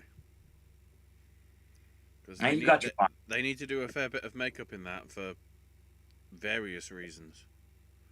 Let's see. Josie says, so pissed Licorice Pizza didn't make it in for editing. Yes, same here. Praying for a miracle it somehow wins Best Picture or at least original screenplay. I'd love to see it win Best Picture. I mean, my expectations on this though. Let's say hypothetically, Licorice Pizza takes the top 2 guilds. Okay, that'd be That's great. how that happens. That's how that happens. That is true. And it's like we were saying, yeah, Power of the Dog has 12 nominations, but what happened with Parasite in 1917 is something that keeps coming back to me. How it always even 1917 looked like after the 1970 took the guilds, it looked like the season was over. Yep, and I was very upset. And I'm still, I mean, I'm coming more to terms with it after this morning, but I mean, the idea of not even post-pandemic, we're still in it. They're going to award a streaming movie is so wild to me. It's like so counterproductive to them and their business. And But PCA basically doing his version of Once Upon a Time in Hollywood is just what nature ordered right now. that's like I'm saying. I feel like they're chomping at the bit to give Anderson a win, and you would think this is it. I would say so. And then this performance today of it missing all the text and all the acting categories is so unexpected to me. Wait, what? I would have thought anything it was going to overperform. Which category are we talking about for Licorice Pizza?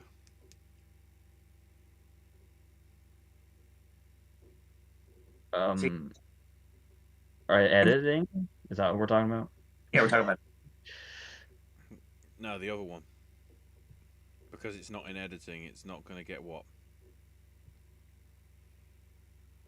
It's got less of a chance for picture now. But then again, Spotlight. What picture? What in the hell are you talking about, Ashley? Tracy Ellis Ross. The big picture. Big picture. The big picture. Yeah. You know the funny thing about that is, at the end of the day, I shoot called her out on that when I did. Like, big picture. So okay. did I. So did I. I was like, She's is that what it's called she's now? a Christopher Guest fan. That's all it is. I'm fine with that if that's correct. Brian says makeup and hair, Miss Cyrano over Cruella. It was just Cruella's hair that got in. Honestly, Cruella was starting to really become a front runner towards the beat, like as the season progressed. So I was feeling it was a foregone conclusion it was going to get in there. Cyrano's is a shock for me because I just didn't think of it for anything. After Dinklage became out of the running, it was like, where's it going to go? Oh yeah, Tech Award. Should have known. Tech Award singular. Yeah. I hate porn awards sometimes. Josie says, after all, the Best Picture winning without editing has occurred 10 times. Ooh, we have a Liski here. Brian talking about the girl with the dragon tattoo. Top Hat says Polka Dot Man and Mongol had special makeup effects. I always forget about Mongo lasted like 10 seconds. I always forget about her. Josie lists the 10 that Best Picture win without editing. It happened one night. Life of Emile Zola, Hamlet, Marty, Tom Jones, A Man for All Seasons, Godfather Part 2, Annie Hall, Ordinary People, and Birdman. So there's a big gap between Birdman and the last one.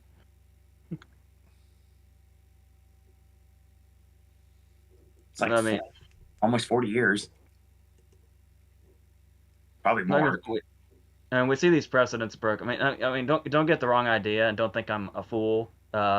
I mean, if I had to bet on Power of the Dog right now, that's what I would do. But crazy shit Fortunately. happens, and we've got a long way to go. We've got almost 2 months to go. Yeah. Like movies can win Best Picture with only one win on their belt, so anything's possible. But I will say this: this does draw even more attention to Licorice Pizza not getting in SAG Ensemble. Yeah. But then again, Power of the Dog didn't either, right? I don't. To the SAGs, to the SAGs, to the I'm gonna SAGs. check. She doesn't have to look. Belfast Coda, Don't Look Up, House of Gucci, and King Richard. All this House of Gucci stuff, what a difference a month makes. No, it just proves I would assume they'll give Coda Ensemble and call it a day. But if they give King Richard SAG, I think it's got a big. I think it's number. if King Richard wins SAG Ensemble, I wonder what we're looking at, because SAG Ensemble can dethrone even the PGA winner. That has happened. I honestly think at this point, if obviously my heart's behind Licorice Pizza and my head, of course, knows the Power of the Dog is probably going to be the unstoppable juggernaut the rest of the season, which hopefully I just killed it. That's AJ's gimmick, not mine. But at the end of the day, AJ, you have a very distinctive point. If King Richard can win SAG Ensemble, it's in this thing, and I feel like it is the potential. It's the surprise right now. If I remember correctly, there might be even more examples, but just in the last couple of decades, I guess it'd be 2 or 3 decades now, I don't know. I think Crash won SAG when Brokeback won PGA. Yep. Then Spotlight and The Big Short, and then Parasite in 1917. So SAG Ensemble can take out the PGA winner. We shall see what happens. But once again, we're all just dancing around the fact that Power of the Dog's got fucking 12 nominations and a lot of. I don't see them giving Picture to Dune, though, unless they want to do that. Not after what the fuck happened, but Yeah, that's right. We'll get to that in a minute. I think Belfast can really benefit from preferential ballot, says Lorraine. I can see a lot of people finding Power of the Dog boring, but I haven't met a person who dislikes Belfast. I feel like everyone likes it. Yeah, everybody likes Licorice Pizza, too. And Tick Tick Boom. And King Richard. I really don't know anybody who doesn't like King Richard. yeah. The packed theater I saw it in the morning definitely loved the movie. Josie brings up Grand Hotel winning Best Picture as a lone Best Picture nominee, and Brian says Miss Bell over Raya. Yep, I didn't. We'll get to that. I'm waiting. I don't think it's ever gonna happen, but I'm waiting for that Grand Hotel thing to happen again at some point. I don't think it ever will ever again, but if it does, I want to see the chaos if we could get a win like that again. That would be great. So I guess we're going to animated, Ashley? Yeah. Encanto, Flea, Luca, Mitchell's versus the Machines, and Rowan the Last Dragon. That's my perfect. Yeah, Owen got a perfect, but at the same time, they actually did go with Mitchell's versus the Machines. And Flea got the triple. I was gonna say, I don't know why I was so worried about Mitchell's missing, but I just had this feeling like it might have happened, and I was scared for it. But I'm glad that it is here. I mean, we're talking a little bit about how Flea was gonna. It was anyone's guess who was gonna get one or both. They gave it all three. So in terms of the information facts on the directors, Byron Howard, who was worked on Encanto, was nominated for Bolt and won for Zootopia. And Clark Spencer, also for Encanto, won for Zootopia and got nominated for Ralph Breaks the Internet. Flea, Sinja Berg Sorensen, got nominated for Act of Killing and Look of Silence. At least in documentary feature, but it's a multiple. Well, a third. Yeah, I guess a third nomination, or would it be fifth because of the other one? I don't know. The second nomination for Enrico Casarosa for Luca after being nominated for La Luna the animated short from 10 years ago. Obviously, Lord and Miller won for Into the Spider-Verse from Mitchell vs. the Machines. And then for Ryan and the Last Dragon, Don Hall was Oscar winner for Big Hero 6. Osnat Shura was nominated for Moana. And Peter Del Vecchio won for Frozen. Oh, great. So it does come up anyway.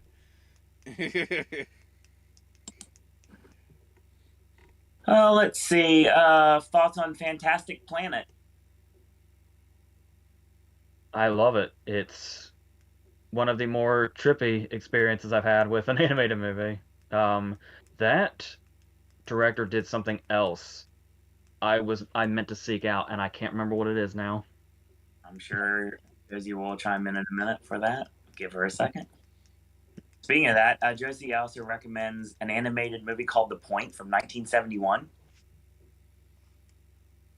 I'm not sure what that is. I'll get to that. The summary: in the land of Point, where everyone has a pointed head, a boy named Oblio has a round head and he is banished from his kingdom, going on a journey to the pointless forest with his dog Arrow. Music by Harry Nielsen. Really? Mm-hmm. I will definitely check that out. Just play Jump Into the Fire on loop. That's the only thing I remember from the front runner. Just the trailer endlessly having Harry Nielsen's Jump Into the Fire. And then I became so addicted to that song, it was like my top listened song of like 2019 in Spotify. I see that The Point is on the ever reliable Tubi, so I will be checking that out. Oh. I don't even care about the ads. It's a very, very useful site. The Tubi. The Tubi toothpaste. There it is. All right. Not to be confused with the How Did This Get Made episode where Charlize and Seth Rogen watched Prom Night 2 with them, and Paul Scheer introduced Seth Rogen to Tubi, but he kept calling it Tubby, and said he had no idea what it was. Just gave him an opportunity. Just keep saying, "Here you go, Tubby." What, as in Denis Villeneuve? Oh dear God, the butchering was real, ladies and gentlemen. Josie also says, I watched Rene Laloux's 2 other films recently, Time Masters and Gandahar. Very heady and trippy. Brian says we don't want to talk about Beyonce or Billie Eilish. I'm okay with one of those. Too bad it's the front runner. Sadly, we have to. Because Best Original Song comes to a popularity contest rather than... Well, yeah. It comes to a popularity contest and Diane Warren, because she's never popular, because she never wins. I think she may have a chance this time. So we have Beyonce's Be Alive from King Richard. I don't know who sings Dos Oruguitas in Encanto. I think it's an ensemble piece, isn't it? Yeah, I think so. Yeah. Down to Joy from Twat Face for Belfast. Performer to be determined. Bruce Springsteen, make it happen. Come on. I want to see Bruce Springsteen sing Down to Joy on the Oscar stage. That's going to be awkward, because if they are going to have the artist sing and they have a whole, you have to have the vaccine to be part of it, what the shit do they do then? Bruce Springsteen, do it. So we were talking about this. Will he be able... I have no idea how this works. Will he be able to say they can't perform the song if he doesn't want them to? It's possible. Or would that be like a studio decision? I have no idea how that works. We don't have any precedent on this, so I have no idea. But yeah, Reba will be performing on the Oscar stage, and that makes me happy. We did have that awkward moment in 2018 where we only had 4 song performances because Kendrick Lamar was out of town for the Black Panther song. Yep. Well, don't forget about our wonderful Bollywood performance of Jai Ho playing Oh, you mean not Peter Gabriel in the middle of it? I forget who performed it for him. It was somebody we know. It was like a big person, but I can't remember now. Recall off the Because top of my they said, "Oh, we want to do it as a medley with the Slumdog songs," and Peter Gabriel told them to go fuck themselves and didn't perform it, so they had to get somebody else. I don't blame him. Was it John Legend? Was it? I'm trying to Maybe. quickly look. It was somebody. It was somebody big. That's all I remember. Hold on, I got this. I just typed into the Google machine Peter Gabriel snub Oscar. Legend sounds right, but I don't remember. Take a shot. Let's find it. Talking about Jared Leto. I don't know where that's the thing. Anyway, not performing out of Yeah. Oscars. John Legend and the Soweto Gospel Choir. Heck yeah. Woo. I'm right. Song for like 20 seconds. Huh? He got to perform the song for like 20 seconds before they went back to the Slumdog songs. It's like this big mark out moment for A.R. Rahman. Yeah. Sorry. Let's go back to those days, AJ. A.R. Rahman.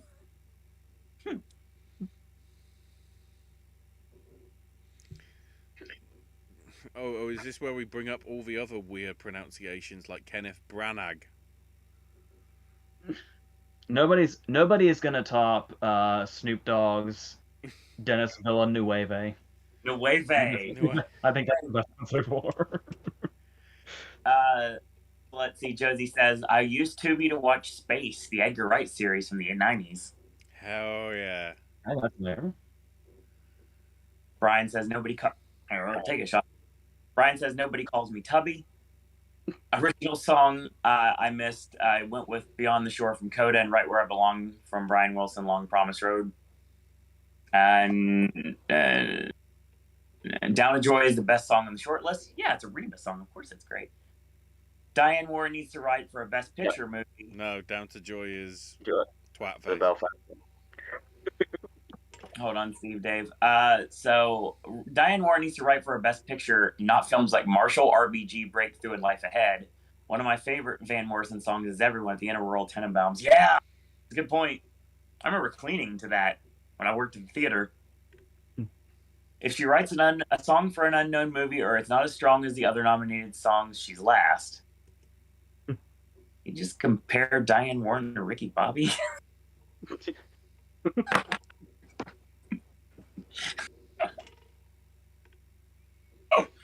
It's what happens when it's late at night and Home Alone and the power goes out. But I mean, well, since you bring that up, I mean, just really think about it. Do you realize how many Oscar nominees are in Talladega Nights? That is a fair point. John C. Reilly, Michael Clark Duncan, Sacha Baron Cohen, Amy Adams. That's at least 4. At least. That is a very fair assessment right there. Was, nope. Never mind. Hang on. I'm gonna have to go to the wiki and we're just gonna go through and like, did they? No. I don't know how this. I don't know how this happened. I honestly don't know how this happened. I was gonna say, isn't Cloris Leachman in that? And I was thinking of Jane Lynch. Shoe fits. Use it as a phone.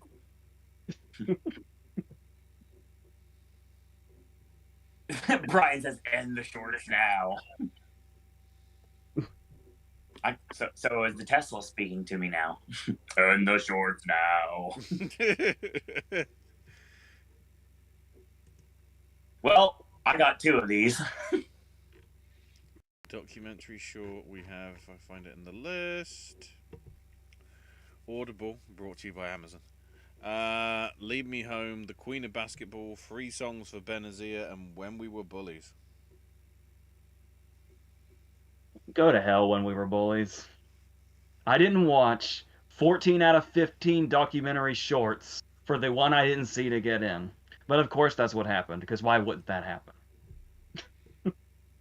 And I didn't go all the way to California to watch the Best Picture nominees in a theater and go out to miss the one that got in out of nowhere. I feel your pain, okay? F you, Apple. Your products are incredible. I hate your film department. But yeah, if anybody's seeking them out, if you didn't know this already, 3 of those are Netflix, 1 of those is on YouTube, and who the fuck knows where When We Were Bullies is. Shame on I'm trying to H-Man. Love her in Young Frankenstein. Worked really well with Mel Brooks. Yeah. Oh, Josie wants to know thoughts on Last Picture Show. It's I saw that movie at a turning point in my life, age-wise, and that's a Last Picture Show is a very interesting movie to see when you're coming of age. That is fair. I felt very in line with where the characters were, I'd say. Also brings up Peter Bogdanovich as well, in general. Yeah. Mm-hmm. For God's sake, I wish I could find a physical copy of Targets, because that movie is incredible, and you can't find it anywhere. At least I can't. There's a comedian that did on that a long time ago. Which I believe it was Bogdanovich's debut. If it wasn't, it was at the very, very beginning of his career. That was kind of Targets is another movie that was kind of meta before meta was a thing. It's one of those. I mean, if I'm going to go with Bogdanovich, the first thing that comes to my mind immediately, and AJ knows this, is Noises Off. I wasn't sure if you were going to say that or The Cat's Meow. I'm a Noises Off guy. I remember watching it a lot. I like movies like that, though. By the way, speaking of Cat's Meow, nice to see that the better Marion Davies got nominated this year instead of last year. Trying to see which one is the. Oh, right. The Queen of Basketball is the New York Times, so that's the YouTube one.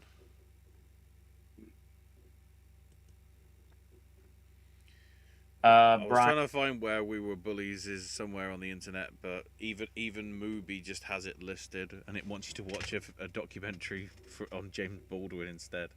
So Paper Moon. Thoughts on Paper Moon?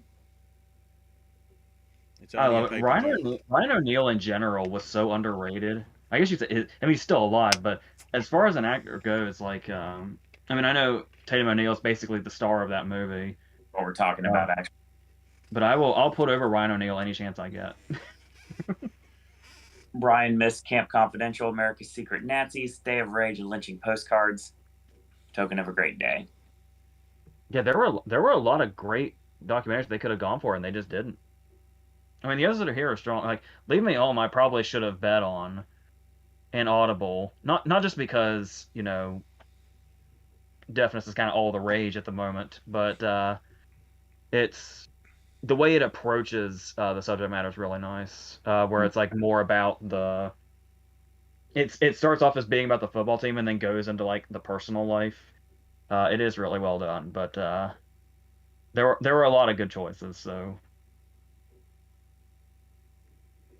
all right, and we are moving on. Documentary feature. Okay. With Ascension, Attica, Flea, Summer of Soul, or When the Revolution Could Not Be Televised, and Writing with Fire. So, I made a mistake on camera, and I thought it was writing with fire. I didn't read. I thought it was Writing with Fire, and I thought it was quite ironic that just based on that, the fire correlation, that the next thing that came up with was firemen that read the next nomination list. I was like, great segue, guys. Right, fire, I get it. And then we're in New York and we're talking about visual effects. No, but then also we're in New York and talking about visual effects and like fire, like, heroes, Ghostbusters. Ghostbusters. I'm just really annoyed. I almost went with Writing with Fire just because it sounded like Winter on Fire, which is a documentary that was already nominated. If I had just gone with that, I would. And if I hadn't been on the whole thing of Summer of Soul get snubbed thing, I could have had this. Because I believe I had the other three. That's random. Documentary feature, Miss Procession and Simple as Water. Josie said, ever seen the documentary Winged Migration? I think I watched it on demand a long time ago, but I've got no memory of it. Sounds like everything we watched in the early 2000s back in my place. I watched there was like an on-demand channel way back in the day that had a lot of documentaries on it, and I watched a lot of them, and they just kind of went by like in and out of my head. The only one that really stuck out was Lightning in a Bottle, I think. The blues documentary. Mm. So did you manage to catch Writing with Fire then, AJ? I haven't. I am not sure. Is it anywhere? I don't know. What I was just wondering is, considering the subject matter is like, Indian women in charge of their own sort of like news agency, I wonder how much of it was going to reflect, the gang rape sort of stuff, and like what's happened to female journalists or Indian female journalists over there. So I was just wondering whether you had any previous on it. Let me quickly go through all the various places to see if it's available. Come I've on, seen just the watch. other four. This Ascension is interesting. Ascension covers a lot of ground. The thing that really sticks out about Ascension, I don't know how many people realize this, but there's a good 20-minute or so chunk of Ascension that is just watching factory workers make sex dolls for like 20 minutes. No narration, no nothing, just watching factory workers make sex dolls Sure for you a were. very long time. Are you sure you didn't just like flip ski the channel and you've been watching like Real Sex 35 or something like that from HBO? I mean, unless Paramount Plus has that. Well, one thing that will be annoying for you, AJ. It's premiering on PBS on March the 28th, the day after the Oscars. What is the point? What's the point? I'm trying to see if it's They, anywhere else beforehand.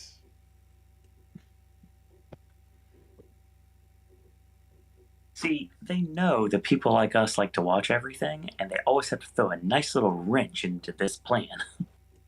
why do I get the feeling When We Were Bullies won't be available till April or May even? And same thing. All they have is festival screenings or festivals, and book your tickets in US theaters. I don't know. I'm still more worried about a Best Picture nominee that I don't have right now, so I feel your pain.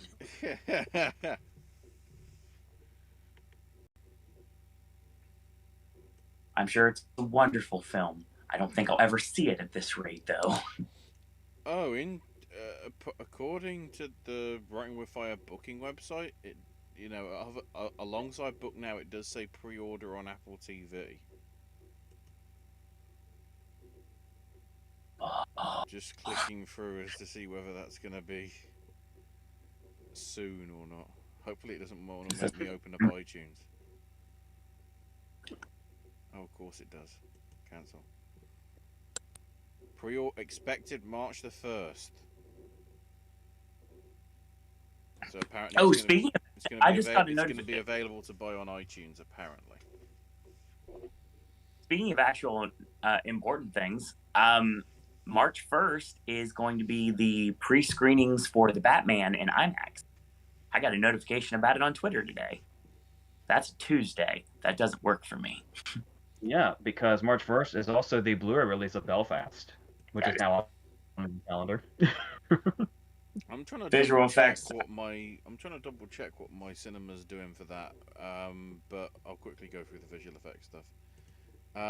This is where certainly 2.5 people, because I'm sitting on the fence, are unhappy about one of these. So we have Doom, we have No Time to Die, we have Shang-Chi and the Legend of the Ten Rings, we have Spider-Man No Way Home, and we have Free Guy.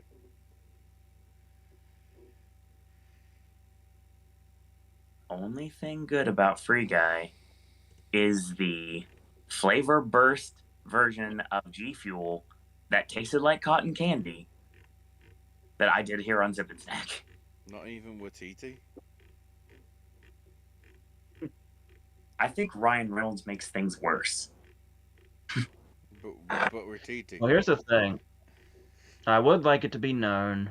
I did already make mention once before that I do love Watiti's line about Albuquerque boiled turkey, but the other thing is that while I do find it easy to hate on Free Guy just because I'm not a Ryan Reynolds fan, um, I was surprised by it in certain ways, like how surprisingly existential it is.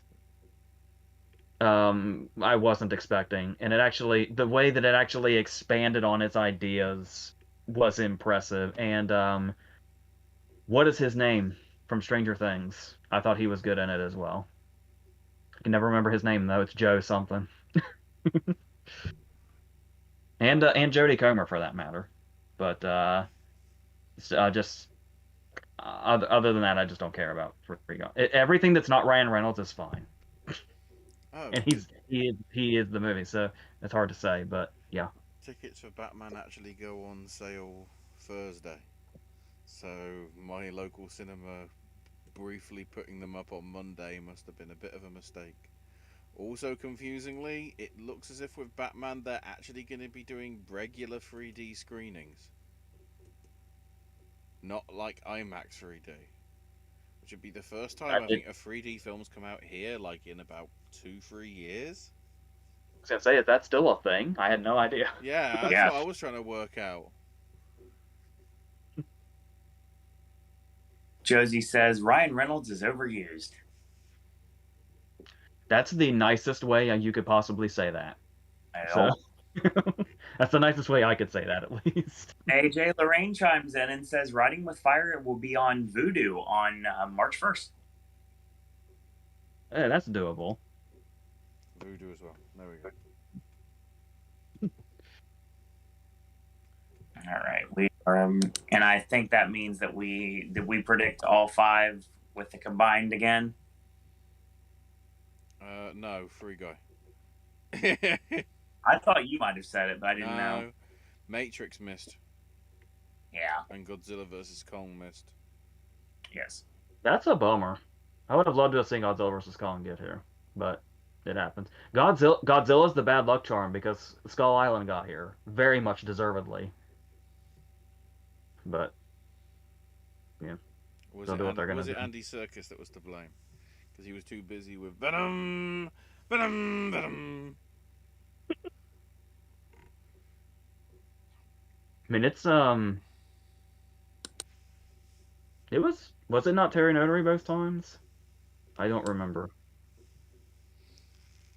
I think Serkis did some like advisory sort of stuff for Kong Skull Island because obviously, you know, carrying over from the other one to some extent.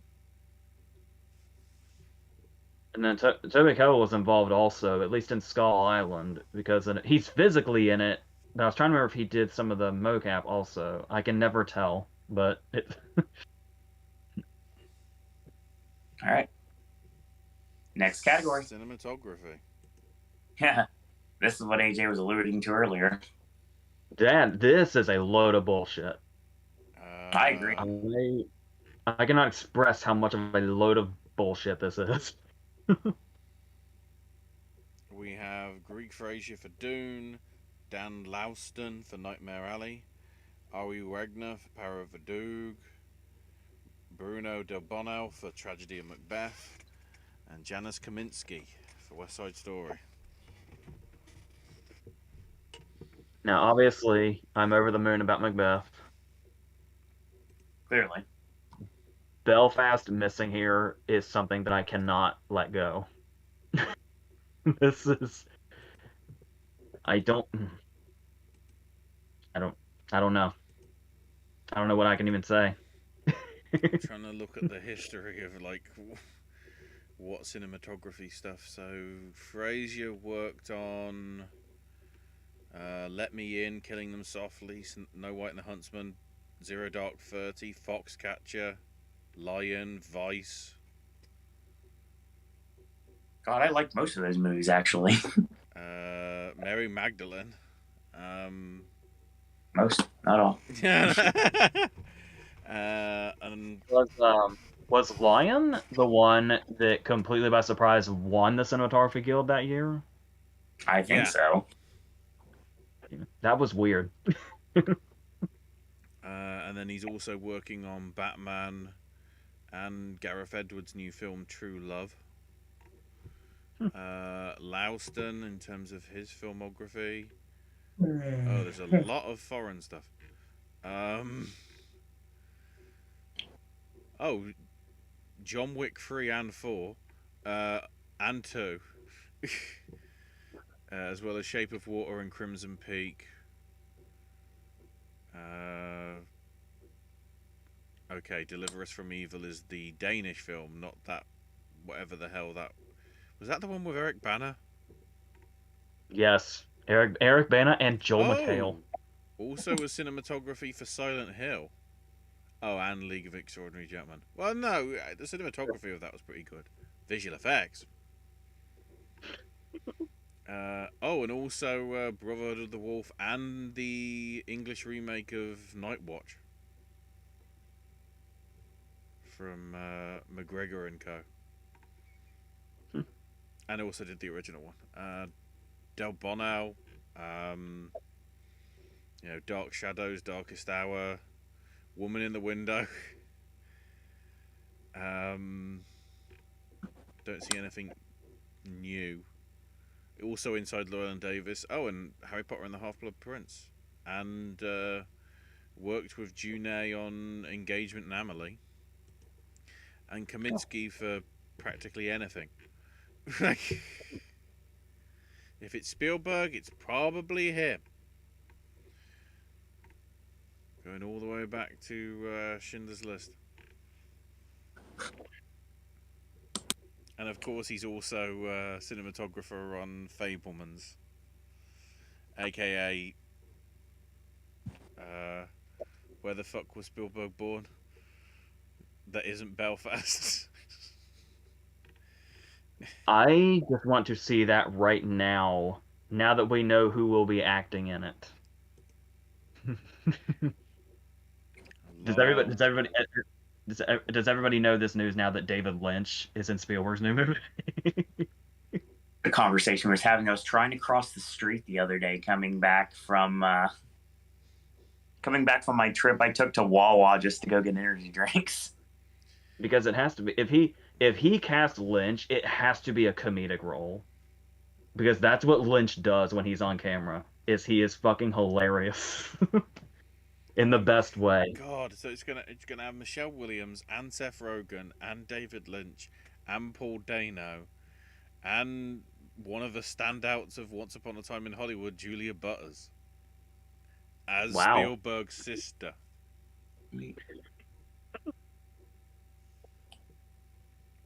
All right, so let's get back into the actual show.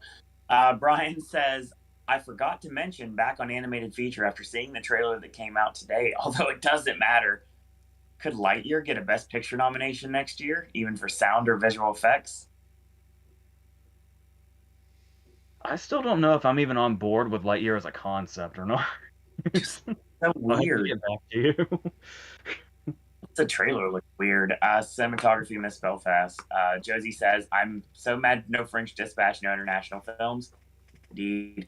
Brian says, going back to film editing, if I was predicting Drive My Car to get in for picture, I would have predicted it for editing because it's 3 hours. But of course, it didn't happen.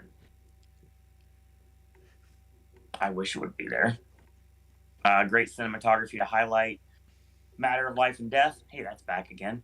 Holy Mountain, Possession, Three Colors Trilogy. Again, also back again. The films of Michael Powell and Emmerich Pressburger. Incredible film. Take a shot. Cinematography and production design. A Matter of Life and Death. Black Narcissus. Red Shoes. Tales of Hoffman. I Know Where I'm Going. Before West Side Story, I was looking forward to the Fabelmans more than the West Side. I was waiting for Black Narcissus to come up. That's like the gold standard.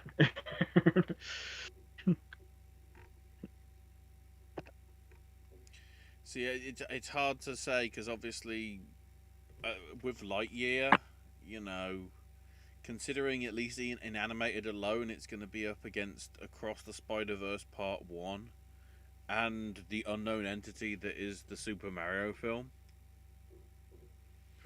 And of course, Universal are also going to have the Puss in Boots sequel that I just remembered now is actually coming out. Are we? I mean, are we under the impression the Mario thing's DOA, or is it gonna be this really surprising, oh, this never should have worked, but it totally does kind of thing? You mean like You mean Sonic? like Lego Movie? Like Sonic, yeah.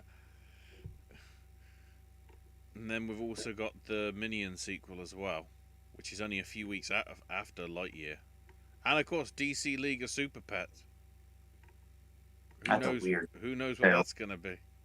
And of course, Sonic 2 would probably be considered live action enough so it couldn't be in there. So there's some pretty big contenders already, even not including the G Kids / indie one that always gets in.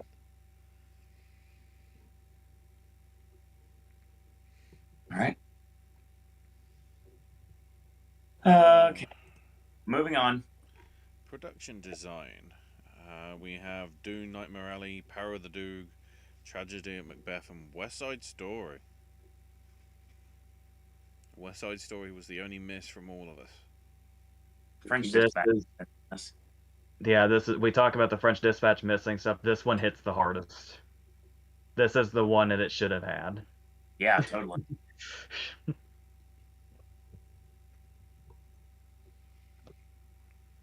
The fact that it has nothing, you know. I mean, it's hard. I mean, with French Dispatch missing here and Belfast missing cinematography, it's really hard to get mad about these categories because all I really truly care about is that Macbeth is here for both of them. So very feelings are trying to balance themselves out. Don't worry, I got you on the other end.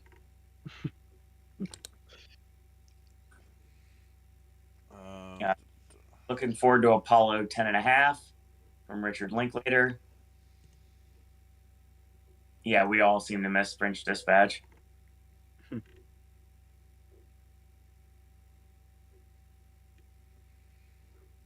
And then, hang on. Change the scene. Because he's coming, everybody. He's coming. Oh, no. International feature.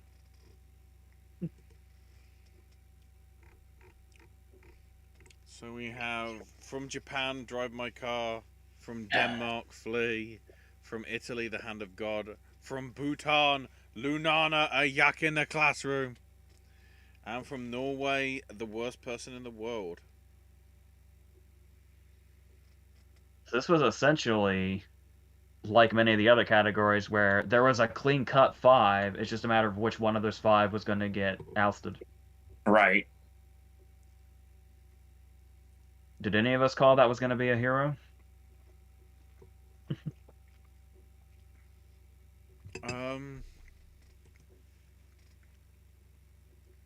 I thought it was going to be when A Hand of God was probably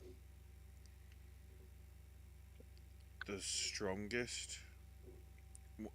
You know, aside from Flee and Drive My Car, which seemed like the obvious ones. You know, I could have seen Worst Person in the World possibly miss. Yeah, when original Screenplay happened, I knew I fucked up. Yeah. Same.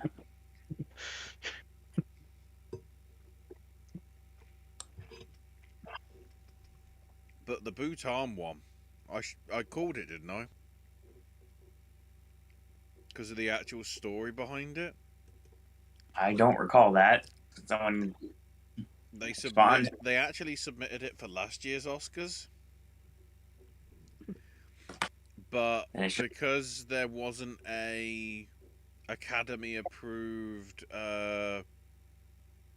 body in Bhutan that could vote it in, they actually disqualified it. But obviously, because it's Bhutan's like first big move into actually submitting anything, they gave them the chance to, I guess possibly because of COVID and everything, they gave them the chance to resubmit it with a proper approved thing, and which makes me wonder, would it have got in last year?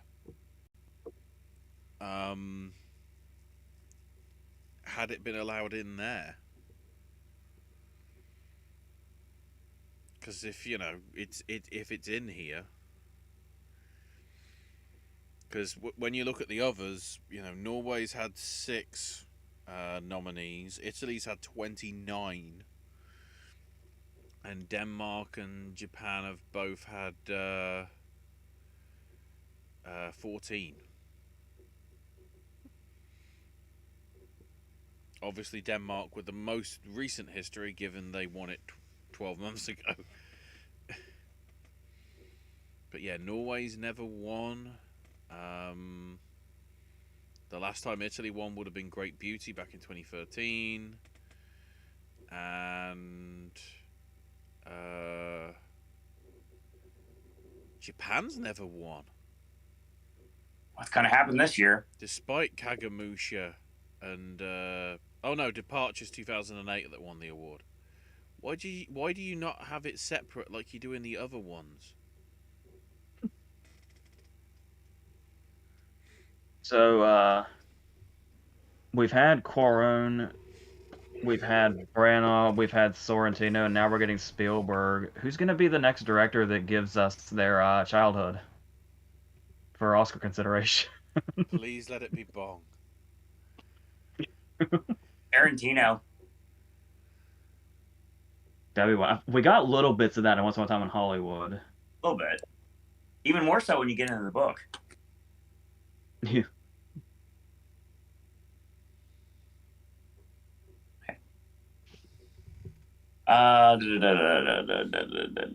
Let's see. Brian says, since it got shut out, I'm going to try to find the French Dispatch sometime this weekend. Yes, watch that immediately. Gets better each time, too. Top Hat says, yakety yak, don't talk back. Good Lord. I'm going to take out your papers in the trash, good sir.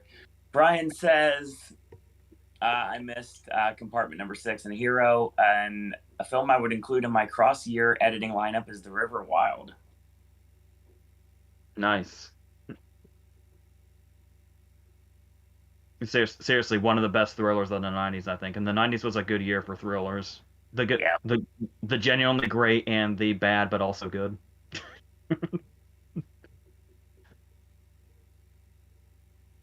Ashley, next.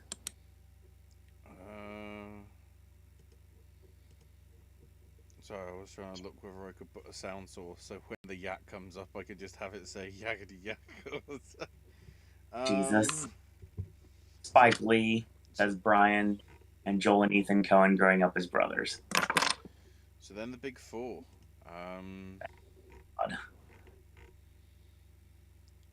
Best actor, of which I was the only one that didn't go perfect. Because I wish I had. They went safe as houses. They went with Bardem for Ricardo's, Cumberbatch for Doog, Garfield for Tick Tick, Will Smith for King, and Denzel Washington for A Different King. Good. Well, at least Denzel didn't get... There were so many things they could have done with that Bardem spot. Yep. They could have gotten really creative. They could have pulled anything out of their ass. I don't get this Bardem thing. Now, I don't care if it gives more visibility to the movie, but I'll tell you right now, if Sorkin would have gotten a screenplay, Being the Ricardos would have been one of the 10 easily. And I'm honestly surprised it's not there. Say what you want about it, it seems like it should be in that 10th slot. Just because Nightmare Alley has a bunch of tech nominations, it does not necessarily need, or in some cases doesn't deserve. What's really funny is it's not even really a bunch that Nightmare Alley has. It's like 3. That's the weird thing. I feel like what Being the Ricardos did overall as a movie, I feel like it belongs as the 10th movie, not Nightmare Alley. Especially with quality. So are we under the assumption that Nightmare Alley was the Passion Vote movie? That makes the most sense to me. I don't know why, but if we look at the list, yeah, so Power of the Dog, Doom, Belfast, West Side Story, King Richard. And then Don't Look Up, Drive My Car, and Nightmare Alley would be joint sixth, I guess.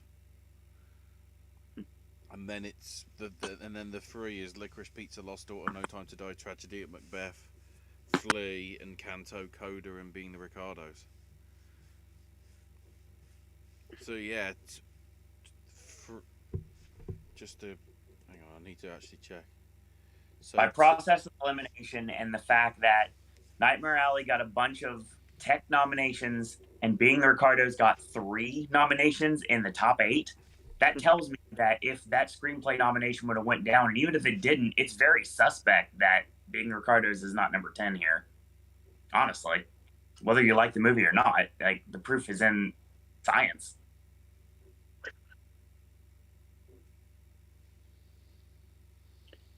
Josie said, had a fun time chatting with you guys. Going to bed now, have work in the morning. I do too. So enjoy your day. I'm sure AJ's got to go to work tomorrow as well. The movies need to be watched and reviewed for this channel.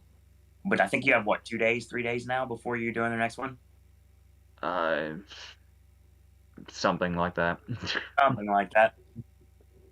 I'll keep you updated on books I'm reading, movies I'm watching, and my fake awards for both this season and cross year. Feel free, Josie. No problem. Thank you again for joining us. I completely forgot that Will Smith didn't actually win for Ali. In retrospect. Yeah, I forgot this isn't the first time we've seen him versus Denzel.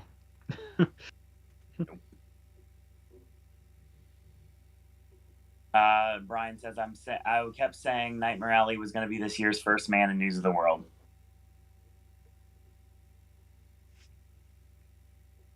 Like just a few texts and nothing else. Yeah, that's what it sounds like. That's what I was betting on as well, but like you're saying, shit happens. Got it. It could very well be better a second time around. Like, since it's just hanging out on HBO Max, I'll probably do that at some point. But it's such a slog, man. I am forcing myself to watch it in its theatrical black and white variation because it's one last showing Thursday night.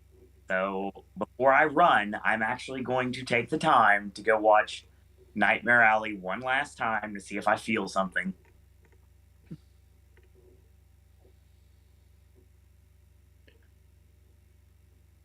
But yeah, there's, like AJ was saying, there's so many things that could have taken that Bardem spot, but that proves to me that they really like the movie a lot, especially to nominate 3 of its acting performances, even getting ahead of ourselves. Yeah, if it wasn't for J.K. Simmons, I would say the Bardem nom is just laziness. But the Simmons inclusion says something else. But the fact that Sorkin missed and the movie missed for picture is a kind of a conundrum in its own right as well. Yeah, you could say the performances are great, but the movie is shit, but I don't... Like, Simmons and Kidman I can get to an extent. Mm-hmm. The Bardem thing, I just don't understand. Completely. They really the movie. It's clear because it was the one that became like the most obvious right away, weirdly enough. And that was before Kidman took Globe, which of course we're trying to distance ourselves away from right now, given it's what year we've had. So then to actress. Speaking of what kind of year we've had. Well, this got wild. Yeah. Jessica Chastain for Isa Tammy Faye, Olivia Colman for Lost Daughter, Penelope Cruz, Parallel Mothers, Nicole Kidman for Being the Ricardos, and Kristen Stewart for Spence. It's amazing that like at the start of the season it would have been the other way round, rather than and Kristen Stewart, like a surprise. And naturally is Spencer's only nomination. Yeah.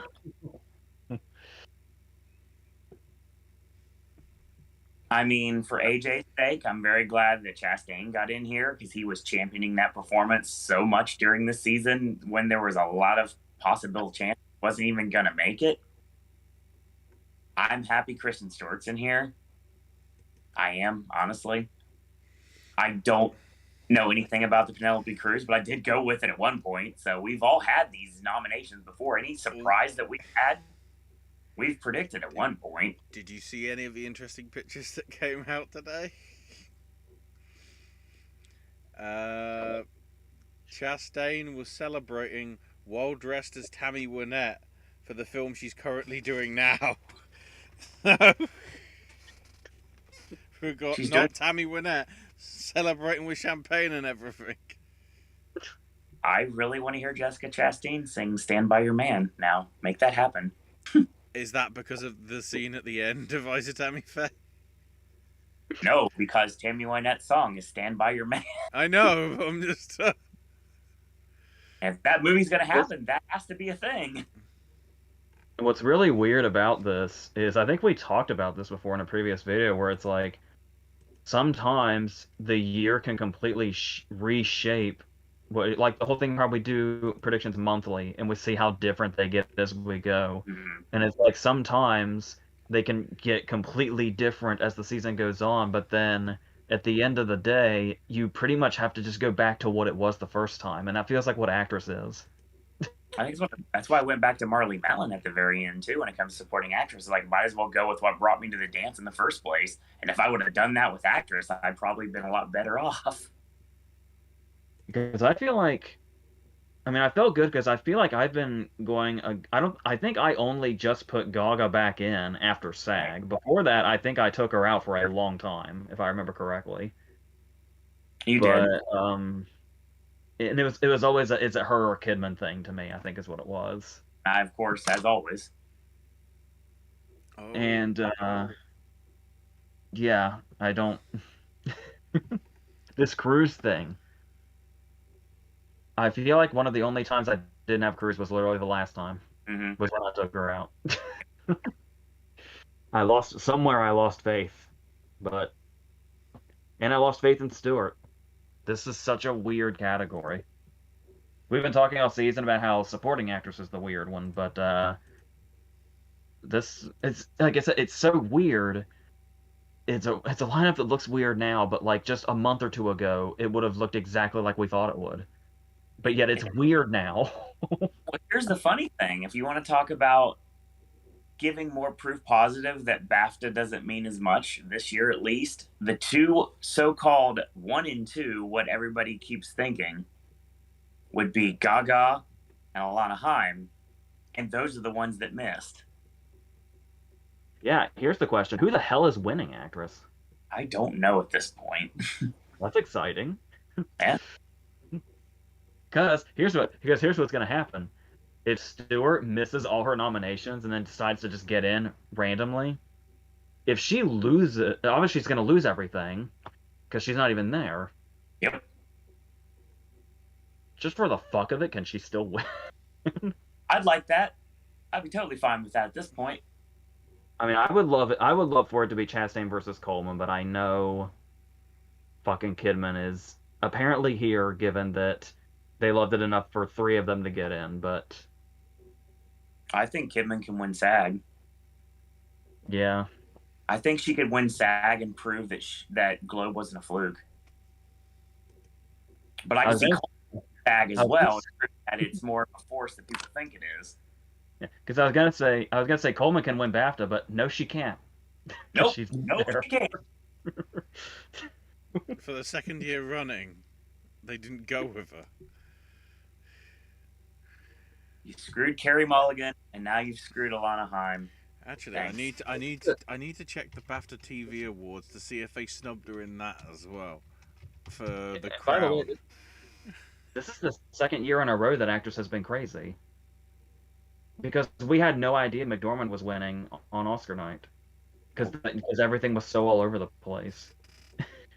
Here's the funny thing. If you were to look at it from this perspective, when I was doing my reaction video, talk about me reacting to everything, when Gaga's name didn't get announced, I kind of no-sold it because I just totally didn't think about it.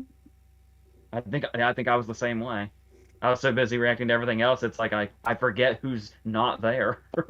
Yeah, I was happy about Stewart. I was pissed about Haim. I was confused about Cruise, but I was understanding why it happened. I was happy for you for Chastain. And then it was like, wait a minute. Oh, yeah, Gaga missed. Okay. Well, that happened. They really didn't like House of Gucci as much as people thought they did. Ashley, you don't have to drink things now. No, I'm extending it to if he actually wins any award now, apart from the Razzie, because who gives? I mean, SAG does have a history of giving it to people that aren't Oscar nominated. Yeah, That is true. We've got Miss Blunt and Idris Elba can talk to us about that. Top Hat the says, never positive doubted. thing is it's going to be on one night, right? What? Oh, no, I'm trying to remember whether we got nominated for Critics' Choice, because that's the same night as BAFTA, who did go for Jared Leto, because...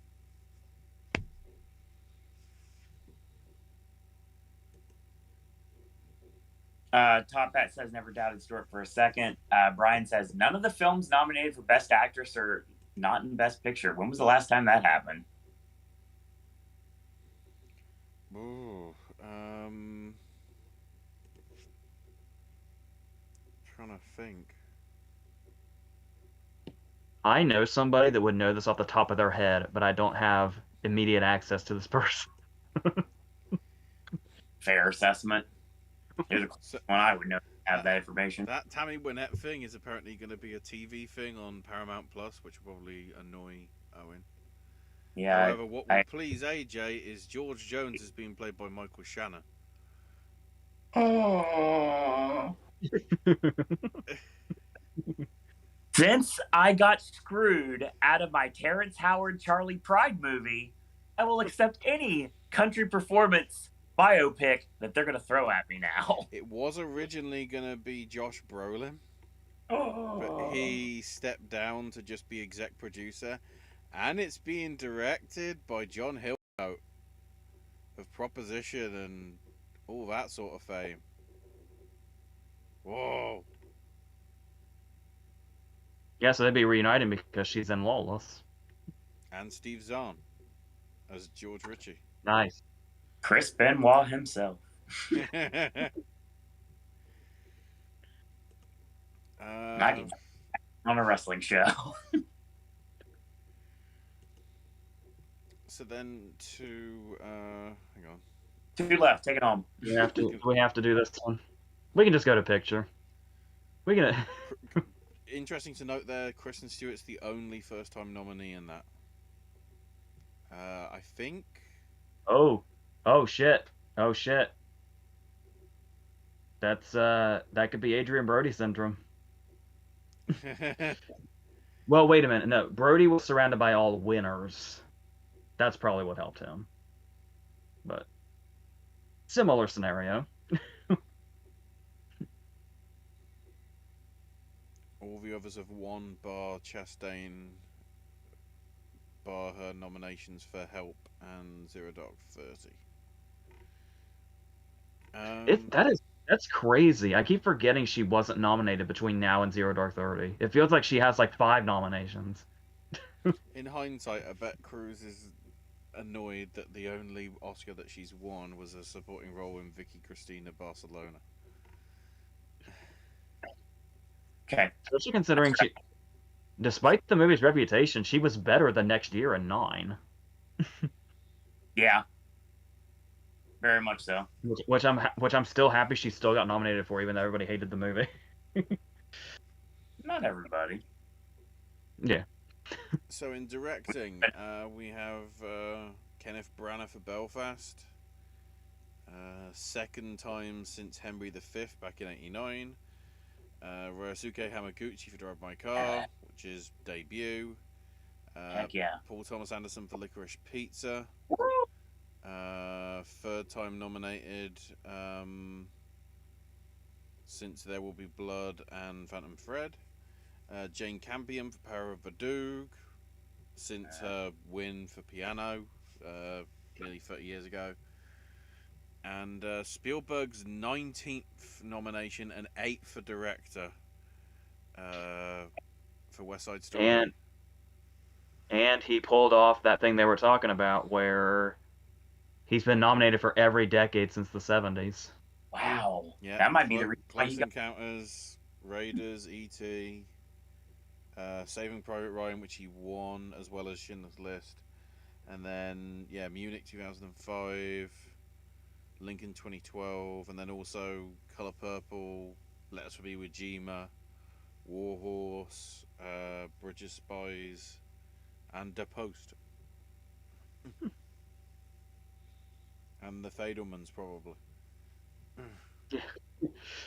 Just Uh, we'll just put that in ink already. we're just trying to get. I'm trying to get you away from this category, AJ, for good reason. Speaking of Best Actress, will Anthony Hopkins show up to present? I wish he would, but he probably won't. Which sucks because that always fucks everything up. That's like how when they obviously were gonna have Casey Affleck do it in 2017, so they just switched everything around. I hope that doesn't happen. And I'm still trying to figure out why. Oh, because of Monique and her. I remember Reese Witherspoon gave it to Bale, and it's like because usually if one person doesn't show up, they'll still do it for the other categories. I hope that it just turns out to be that. Because I don't think Hawkins would show up just to present, since he won't even show up to whenever he's nominated.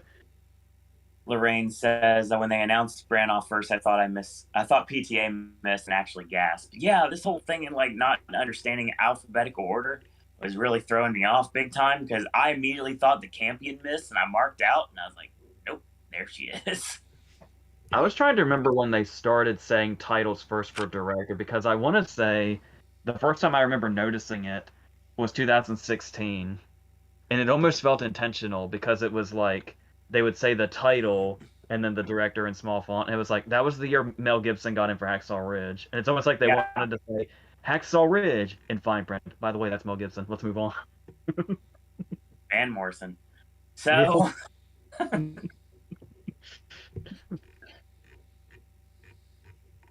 one thing, like I said, obviously we're trying to get away from this category because AJ's been also kind to try to get away from categories that have upset me in the past. Except for the fact he had to bring up Best Picture with that other thing that didn't happen. Needless to say, very happy. Very happy. Very happy Hamaguchi got in here. I was gonna bring that. I was saying that you'll be able to if you. I mean, I don't watch other reaction videos, but I'm willing to bet if you do, you will find the people that have been following the race and which ones haven't. Because where we were now, Hamaguchi was not a surprise. Nope, not at all. I'm wondering how many people were surprised by him because he really wasn't at this point. My Twitter's blowing up right now with like Diz Twitter basically is like, I don't know what half of these movies are. They're not nominating quality films. I was like, I saw someone that was like, Spider-Man misses Best Picture. I was like, Spider-Man wasn't in Best Picture, my friend. Maybe in my personal lineups. That's about it. I'm guessing Nugent Yoon will probably be presenting,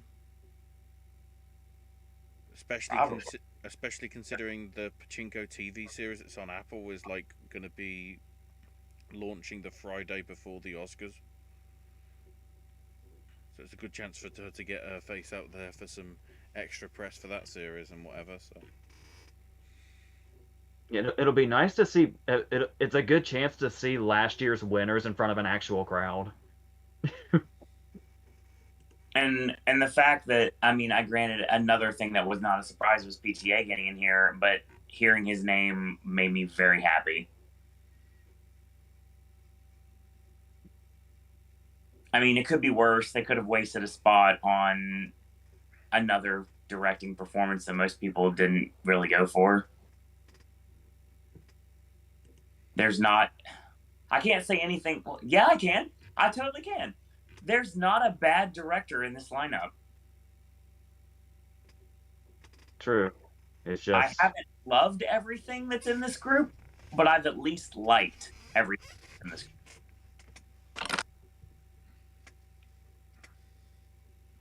You're just the two best achievements in directing of the year are absent, though.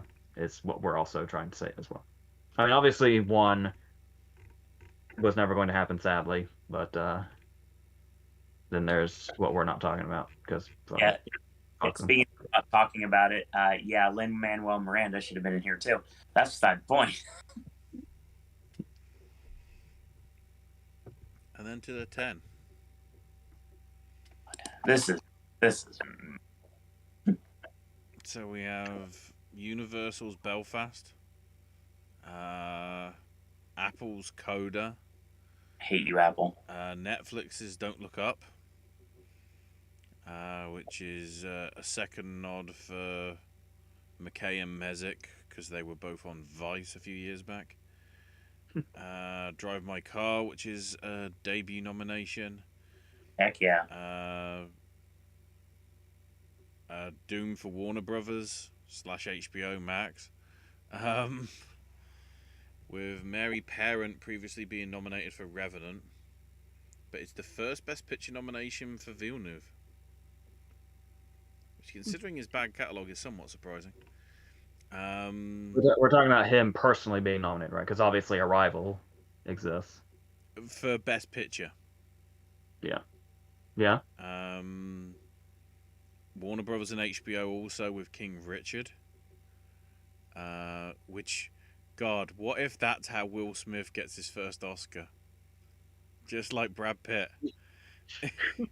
I mean, if he got it for that and not for actor, that'd be weird. But then again, Birdman happened, so anything's possible.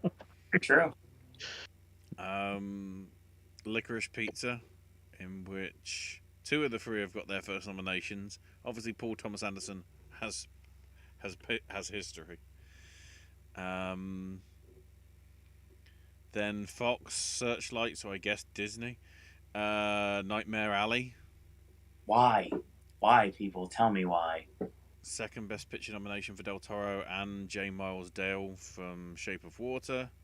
And then it's Bradley Cooper's 4th Best Picture He has more picture nominations than Del Toro.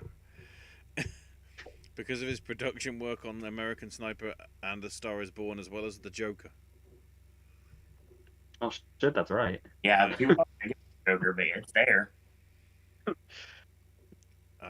Power of the Dog for Netflix, which is Jane Campion's first Best Picture nomination, because she didn't actually produce Piano.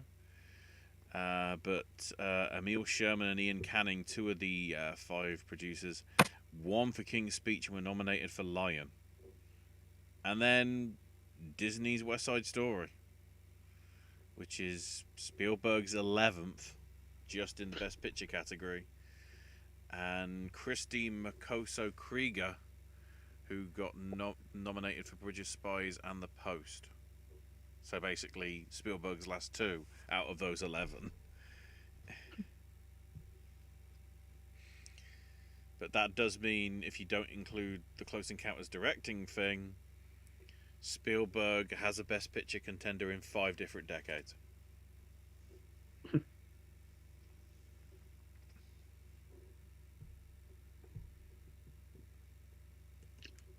Is that it? Yeah, that's it. That's the list and everything. Trying to quickly look if there's anything of note that I have missed. Oh, Ari Wagner being the second woman to be nominated for cinematography after Rachel Morrison's debut nod for Mudbound a few years back. Sound mixer Andy Nelson now has a record 22 nominations across the combined sound categories if you go over the history, which means he's now tied with Randy Newman for the 3rd highest nominations amongst people that are alive. Woody Allen 2nd with 24, and birthday boy John Williams has only got 52. So there's quite a gap. Bardem and Cruz are the 6th married couple to be nominated for acting in the same year. Previous nominees were Lynn Fontaine and Alfred Lunt from the 1931-32, so I can't remember what that film was for. The Guardsman, I think. Frank Sinatra and Ava Gardner in 53 in separate films. Elsa Lanchester and Charles Lawton from 57. Rex Harrison and Rachel Roberts in 1963, again in separate films. And then Burton and Taylor in 66, so it's the first time in 56 years. Well, no, 55, I guess, because of the way they do it. That we've had a married couple nominated on the same day. And we would have had two, but Kirsten Dunst has gone on record and said that the only reason they haven't gotten married yet is because she can't stop getting pregnant, and she wants to be able to party at her wedding. And that's the only other thing of note that I haven't already mentioned. So.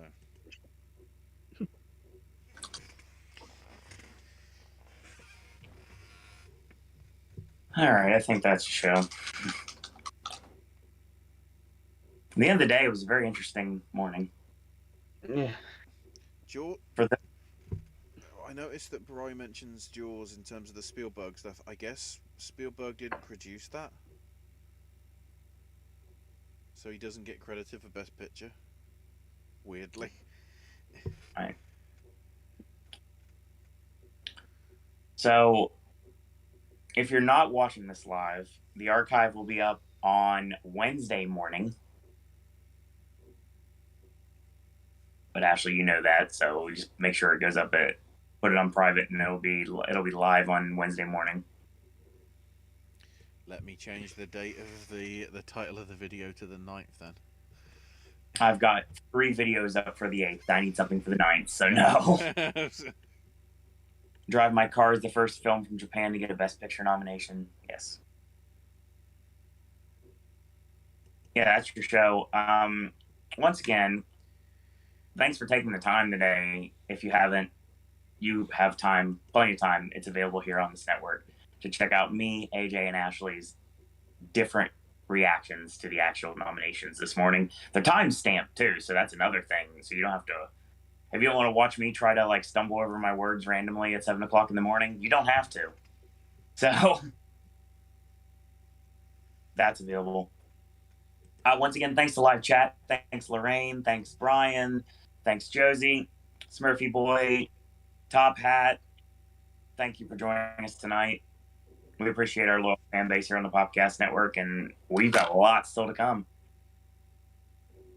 Lots more predictions still to come, actually, and live reactions to ceremonies. So we got lots of cool stuff coming up. We're actually going to take a little break ski for about a week or so. We don't have to do anything because of the way that the actual schedule is for the movies. So yeah, the next awards are PGA and SAG, which is 2 weeks away. Yep. But then it's going to be pretty much at least 2 a week, because the Spirits are the week after that, BAFTA and the Critics are the week after that, but of course Critics we've already predicted. In terms of the guilds, I'm just double checking. DGA is also the same week as BAFTA and Critics' Choice, and then WGA just randomly wants to be the week after, so it has no precedent. So I guess even though we aren't doing predictions for it, we might just have had that video out so it isn't just the WGA. We might talk about the Satellite Awards and what they think is going to be there.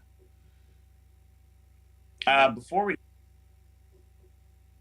I was just going to say, and then the Oscars the week after. Before we go any further, obviously the one thing that's on everybody's mind is who won the day. Nobody. Well, technically not me. What are the numbers? I had 71. You and AJ both had 75. Oh, hang on. Oh, I forgot numbers. Although I don't think it matters because we all had the same. We all had the same predictions in those 3. So let me just. Oh no, I'm also missing them. But again, we also had the same numbers. So. Oh, and that. But again, we all had the 3 that I missed. We actually had the same number of predictions. So, the actual numbers correctly. I had 79. I'm still last. You and AJ both had 83. So you're joint winners. and we roll. What do we have for globes? Because I wasn't here for that. Me and you are on 6. AJ leads with 10. Okay. All right. So we continue our challenge to determine who's going to be better at predicting. Ashley can be found at Ashes My Name UK on Twitter. And you also can find him doing gaming content and snack stash content, also sporadically on this channel. AJ, as always, is not available on social media, and everybody knows, say it with me, cannot be killed by conventional weapons. Needless to say, you can. Go ahead. That will never not be funny. That's always. That's the best part. You also can, hey, you never know. You might find us all on a Popcast Network Discord server sooner rather than later. Stay tuned for more information on that. I guess we'll see if that works out. AJ's movie reviews is coming in abundance. We've got a lot of things AJ's going to talk about in Kanto. He's going to be talking about Jackass Forever. There's a lot of things still to come. So I'm considering how he's talked about his films good before. I'm hoping Kimmy's going to get seen this weekend. Possibly for next week's videos. What is that exactly? Soderbergh's new film. Oh. Goes live on Thursday.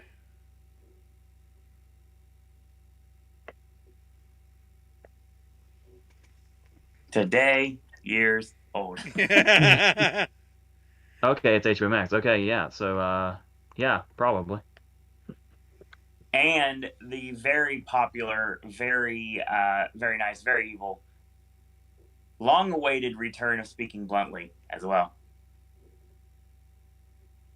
And it should be a very interesting one. I'm very curious to do it. I have plenty of voices content from all the way back when we were still outside, because we're back indoors now, finally. Almost there. Not quite, but enough that it feels like home. I've got Water Parks video. I've got a ton of sipping snacks that are filmed. I have a ton of sipping snacks that are not filmed that I still have to do. So that's coming up. So lots of content coming up on my end as well. I'm also found on Twitter at Sir Owen Disney. And like I said, this Discord thing, hey, you never know. We'll see what happens. Thanks, everyone, for joining us tonight. And as always, in a world where there are a billion people that are reacting to these Oscar nominations, thank you for choosing to watch our three selves do it tonight. So, and then discuss it all afterwards for nearly 3 hours. That being said, I want to thank you guys and girls out there for watching. And until tomorrow, boys and girls, that's all we got to say about that.